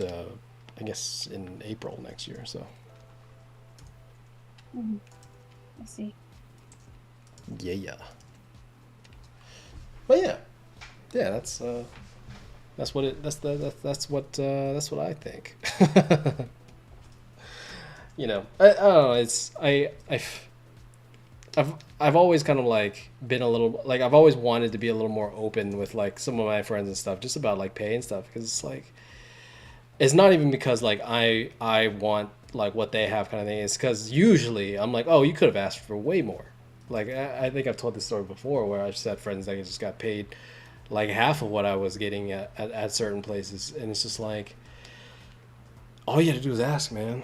All you had to do is just ask, because I would have told you everything. I just didn't know they were doing it, And I've had friends who are like, "Oh, I didn't even know I could ask for that much." I'm like, "Yeah, man, because if you don't test the limits, then how do you how are you gonna kind of how are you gonna do these things, right? Especially like people that like have a tendency to stay at studios, right? People that kind of like stay at one studio their entire career. They're usually not that good at negotiating, generally speaking, because they've never had to do it more than once, right? Generally speaking. But people that like do it often, like that have to do it often because of various reasons, freelance, whatever, you just get better at it, and you kind of know where those lines are, and you understand where those things are. And so when you when you kind of go out of your comfort zone and like make these calls, do these things, it helps so much in every aspect of our career. Just being able to kind of hop between studios, like, to be honest, I feel really is like one of the strongest skills that you can have, especially nowadays, right? Because like whenever I was doing it, whenever I was kind of negotiating and talking with people, that was when the industry was booming. That was when everything was like working out fine.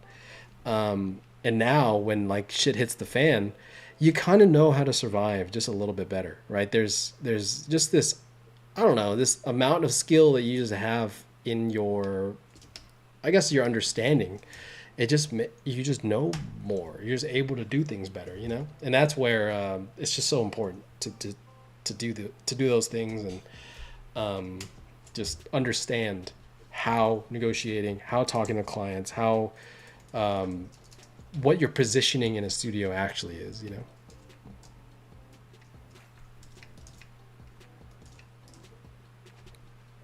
Yeah, great questions today, guys. I you know, it's something where these conversations, you know, they don't, like, it's hard to just randomly bring it up, right? Because obviously, like I've said before, you know, it's something where a lot of people don't want to ask, don't know to ask, you know, whatever the case may be.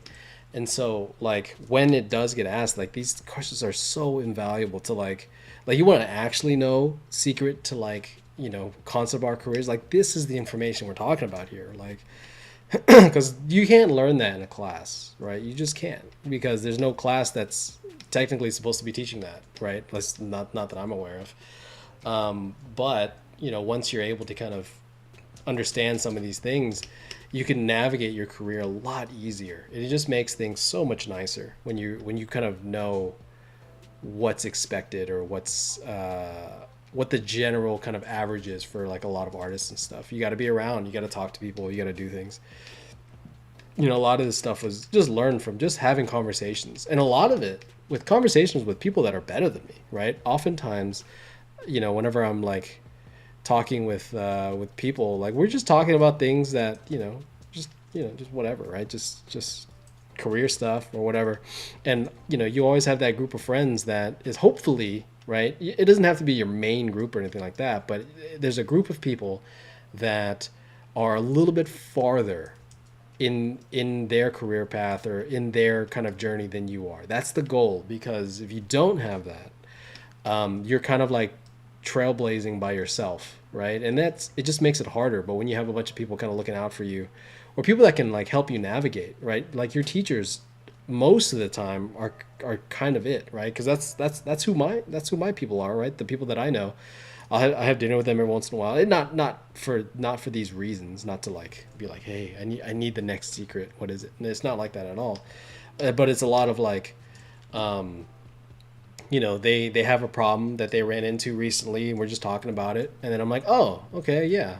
Even though it wasn't my problem, I mean, to think I won't run into that problem is ridiculous. You know what I mean? Like, it's the same thing. They're talking about negotiating prices. They're talking about doing these things or whatever. And I'm like, oh, yeah, let me just keep that in mind. You know, these conversations, they're so valuable.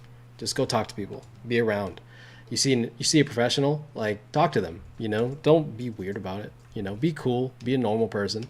But generally speaking, pay attention when people talk, because it's going to apply to you, right? There's so many, even at work. The one thing I will say, when we were working in studio, I guess before the pandemic, when we were when it was a normal thing, you would be around people all day, and we'd have lunch with, like, you know, you'd have lunch with your art director, like, not because you're having lunch with them, like, intentionally. You're just in the same damn cafeteria, you know. Our team sits with each other, and they'll stop by once in a while or whatever. And when you talk to them, they just, generally speaking, the better art directors, they tend to be like educators as well, right? They tend to be people that just, they're just nice, or they just like talking, whatever it is, whatever you want to believe.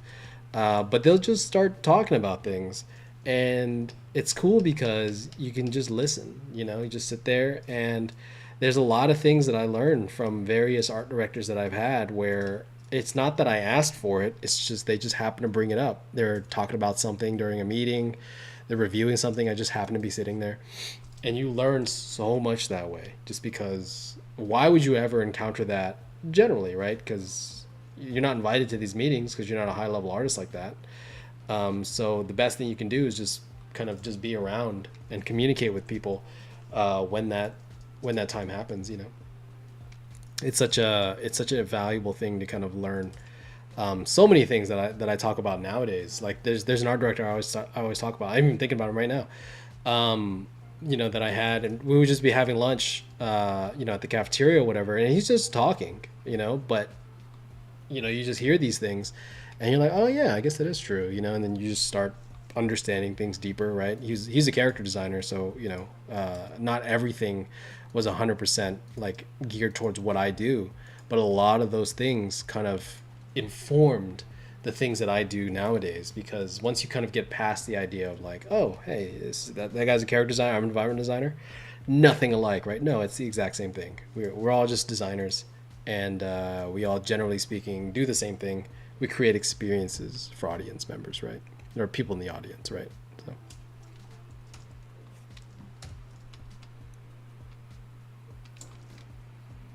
Cool. We're getting through this. So hopefully you can kind of see what I'm doing here, right? We're taking this image just like 10, 20 degrees further. We're kind of pushing, where was it? Is it this one? Yeah. We're just pushing each building into a better, stronger render, right? The first phase was just kind of texture it out and start kind of, understanding what the forms are doing. Now I'm cleaning it up. I'm adding what I need, the lights and stuff, and we're gonna start kind of getting into compositing and kind of atmosphere and all that stuff next week. But this is kind of, we're gonna continue that for basically this week, for the rest of the next 12 minutes. And then I'll kind of do this during the week. I'll show you where I get to. But I'm really only going to do this for these kind of front buildings here. All the back buildings, what I can do, I'll just show you a preview of what I'm probably going to do. Where's my folder at? Not that one. Did I not have it? Well. Reference, city lights, cool. Oh, there it is. Okay, so I have this this photo here, right? I'll drop it in the back. I'll drop it up top so you can see it first before I throw it in. So like, photos like this, and then what I'm going to do is basically just kind of drop it in the background, right? Because I'm going to do that, screen it. I'm going to levels it out, not color dodge. I like screen a little better because the colors are a little more natural feeling. That's just me, who knows? Boom. Those in the back, right? And now we get just a fake city kind of approach. And you kind of see it like right there, right here in that kind of bottom middle section right there. You can kind of see where those like lights kind of come in. And you find a really good spot for this. You can kind of get that working out pretty nicely. Even like, having like hints of it like that. Or like having it in certain areas over here, right? You start getting just a better sense of that city very quickly, right? So I'm not really too worried about the background quite yet, but what I am trying to do is make sure that the front buildings kind of are understood, because once you get that, all the buildings in the back, they just kind of fall into place. It gets pretty easy once the background, once the foreground's set, because the foreground is what sets the tone, right?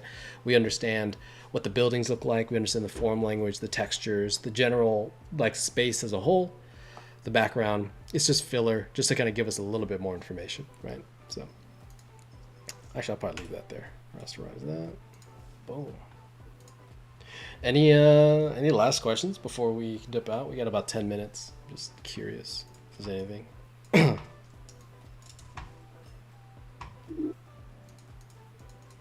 I'm curious. So, like, you were talking about not being the, like, totem pole guy.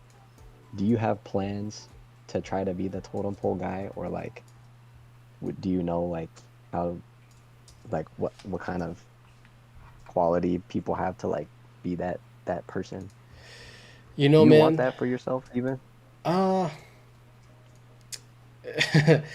It's a couple things, right? I think the first thing being, I don't know if you choose that, right? It's like, because it's something, it just happens. It's just, you're somebody that, like, it's kind of like, it's like you're trying to, I guess, you're trying to be someone unique and special that's able to hold up a production, right?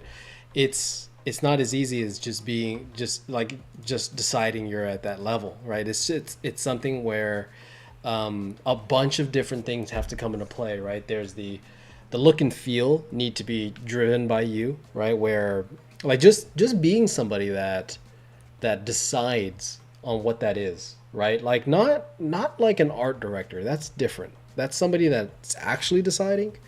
But there's those artists that are like so good to where if they're on the production, that's what it looks like. You know what I mean? It's they're like they're they're the like the S class artists, right? Because like if you think about it, being like an A class artist, somebody that's like good at design, good at painting, you know, relatively quick, consistent, reliable. Like that's if you're the best senior artist, you're like a A class artist because the people that like really drive that look and really do these things, it's something else, you know. To be honest, I don't even think I'm in that category, right? Obviously, everyone's harsh on themselves, but I really don't. I'm really not somebody that's kind of in that zone like that, right? Do I want to be someone like that? To be completely honest, at this point in time, probably not, right? Just because it's I don't know, man. It's a lot of work. it's it's funny. The better I get, the less responsibility I want. Just because like everybody, like when they first start, it's always like I want the most responsibility. I want to be a production designer. I want to be, and then the better you get, more often than not, it's like I just want to paint, dude. You know, like, and there's nothing wrong with that. You know, it's like just being somebody that enjoys what they do. Because if you ever talk to an art director, a real art director, somebody that like does it, somebody that like not just somebody that happened to fall into the role, but somebody that like an actual art director, they're stressed out of their mind. You know what I mean? That production designers, they, you know, because millions of dollars ride on them and their reputation kind of rides on it. And, you know, there's so many different factors. And on top of that, most of them don't even paint anymore, or at least not as much as they want to. I don't think I've met a single art director that like was like, oh, I paint as much as I want. No. Because their job changes, right? Your job as an art director, you are no longer the person that paints. You're the person with the vision, right? Or art direction, production designer, depending on what you're doing. Games, the art director, like it's weird. So, side note, in games, the art director tends to be like one of the higher art individuals, like the people that handle art in the art department. Art director tends to be the highest.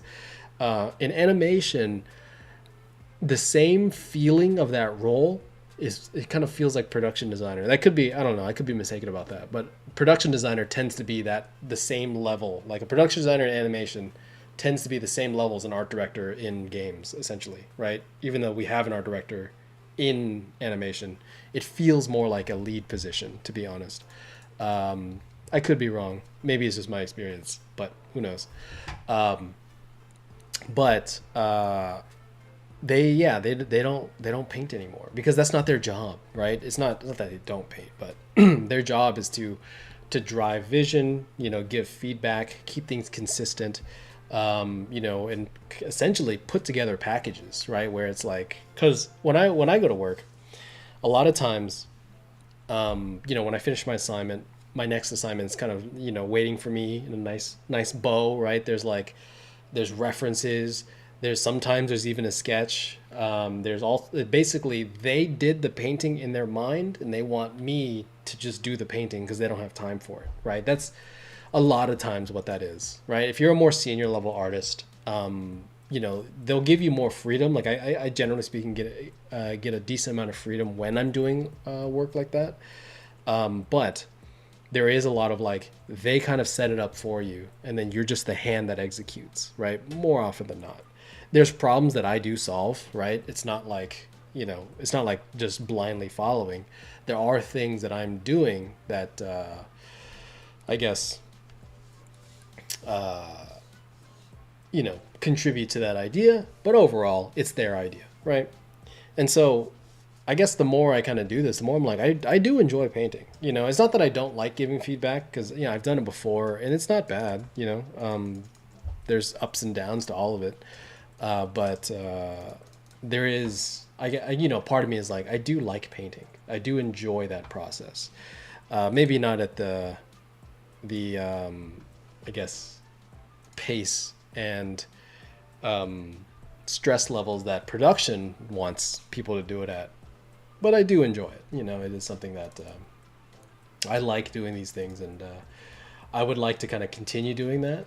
And would I ever reject an art director position? I mean, I don't know, probably not. But you know, I think at the moment, it's my desire for a higher position is growing like less and less, or like kind of decreasing, just because it's a labor of love.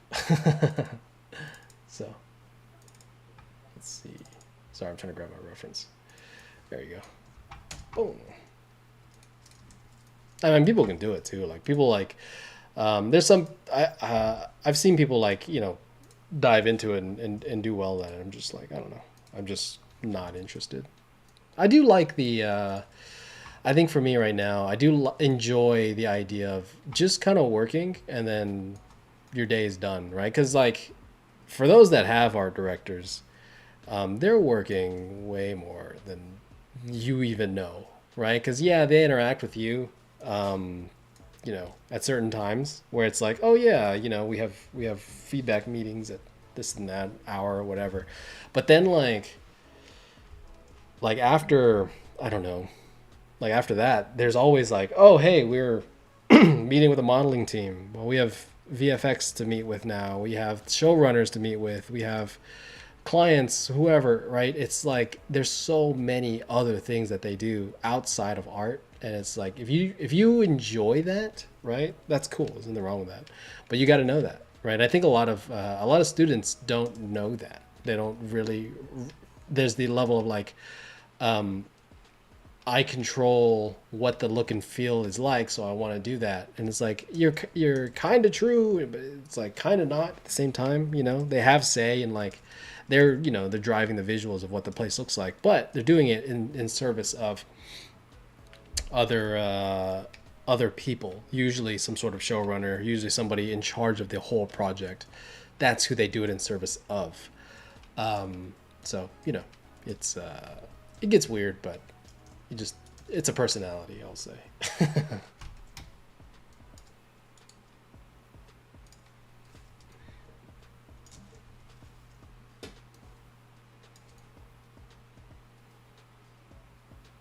I will say too, I think the other part of your question too was like, you know, what does that kind of entail, like some of those like, you know, higher level, like more superstar level artists.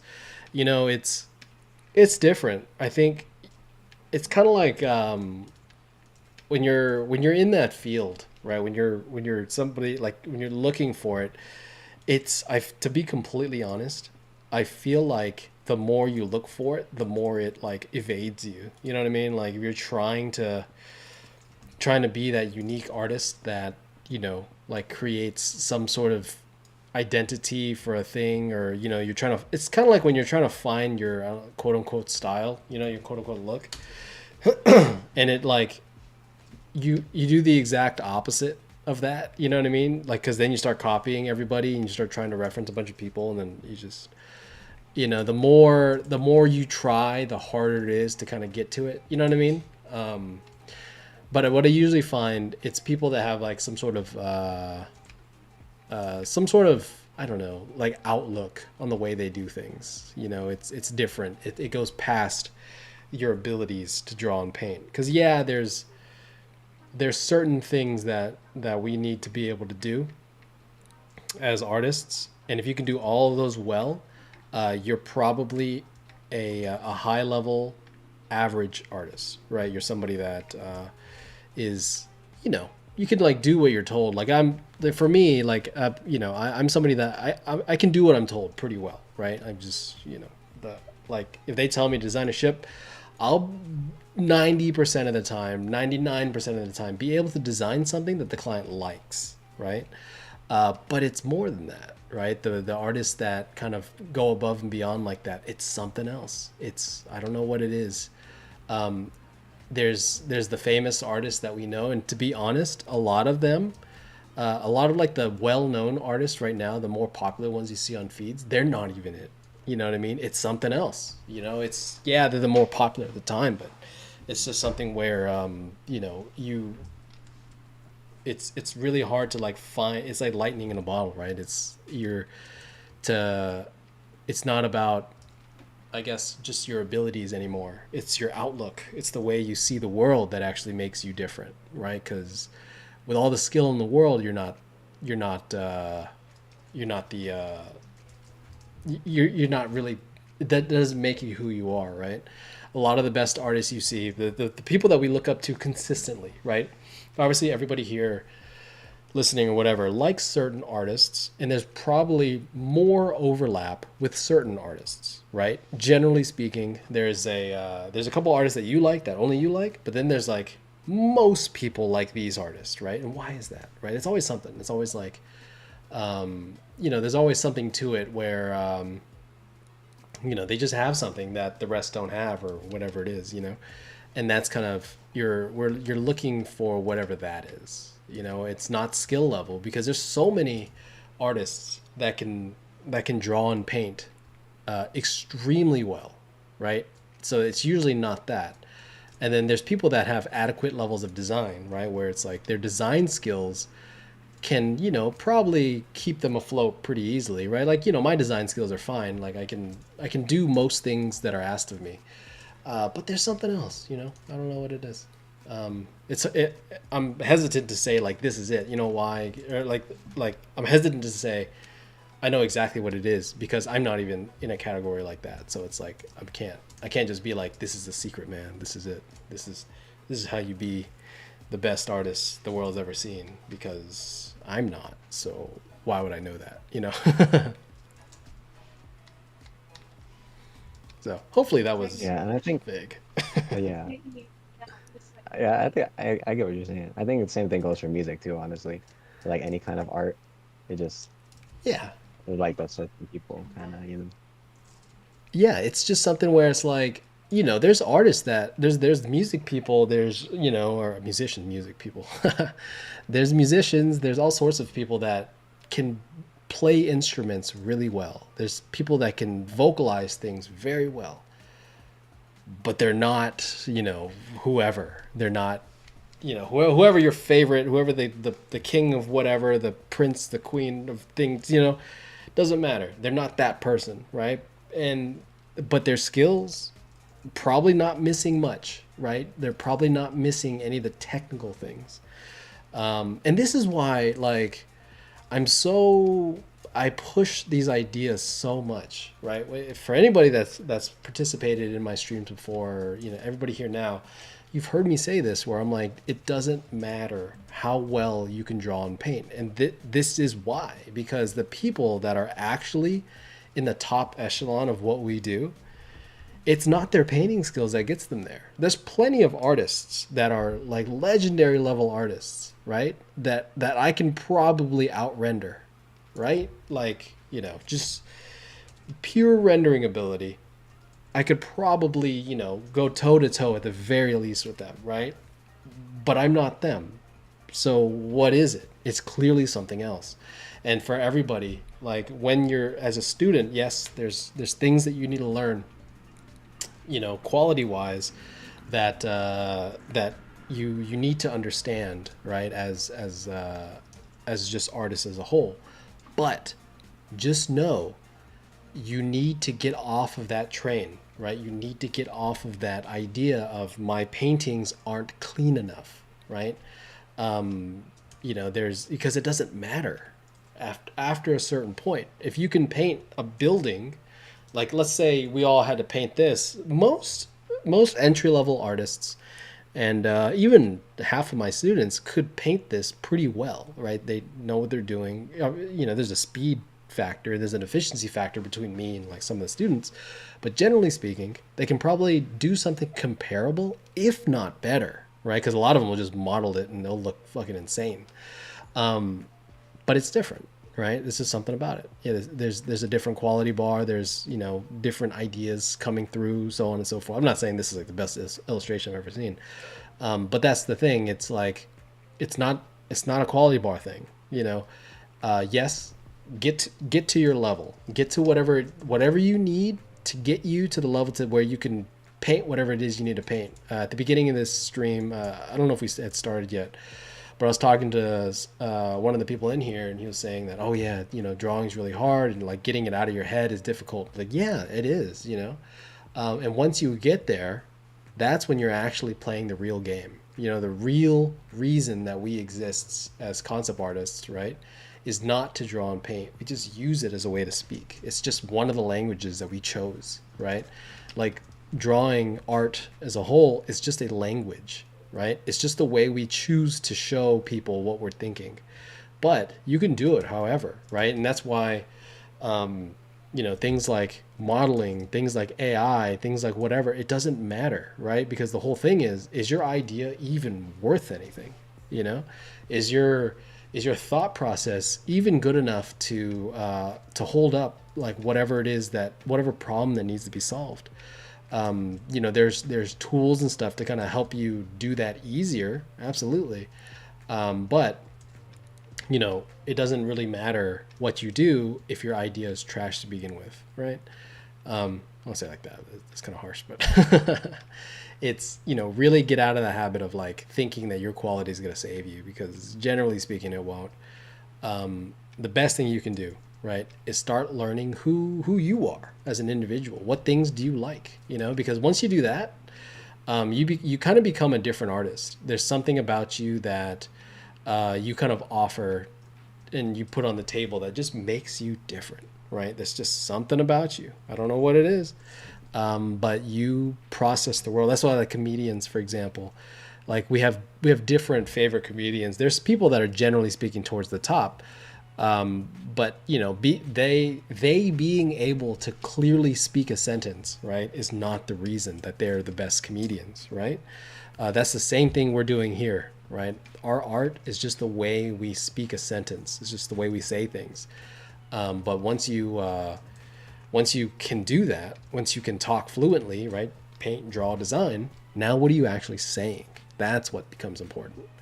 And I feel like there's not a lot of things in art that is truly gifted, right? Because art's always the idea behind art is that oh, you're so gifted, you can draw and paint very well. It's like, no, that's trained.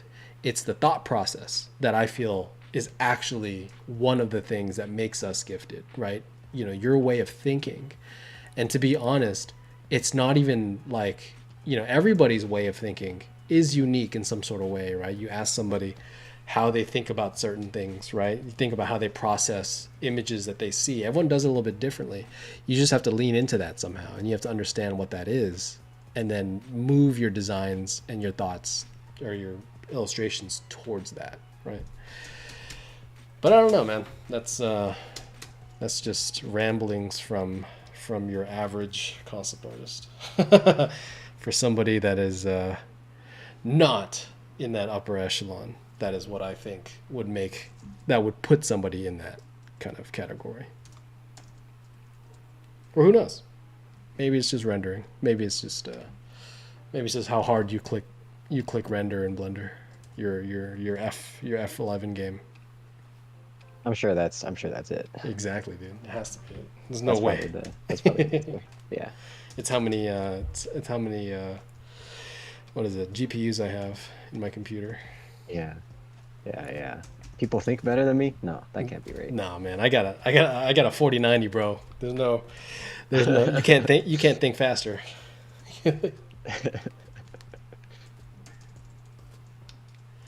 Cool.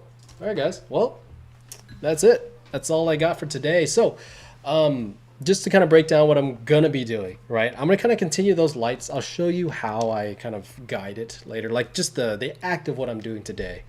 It's rinse and repeat, right? It's put in the lights, make it make sense, start rendering better, start just doing things at a higher level.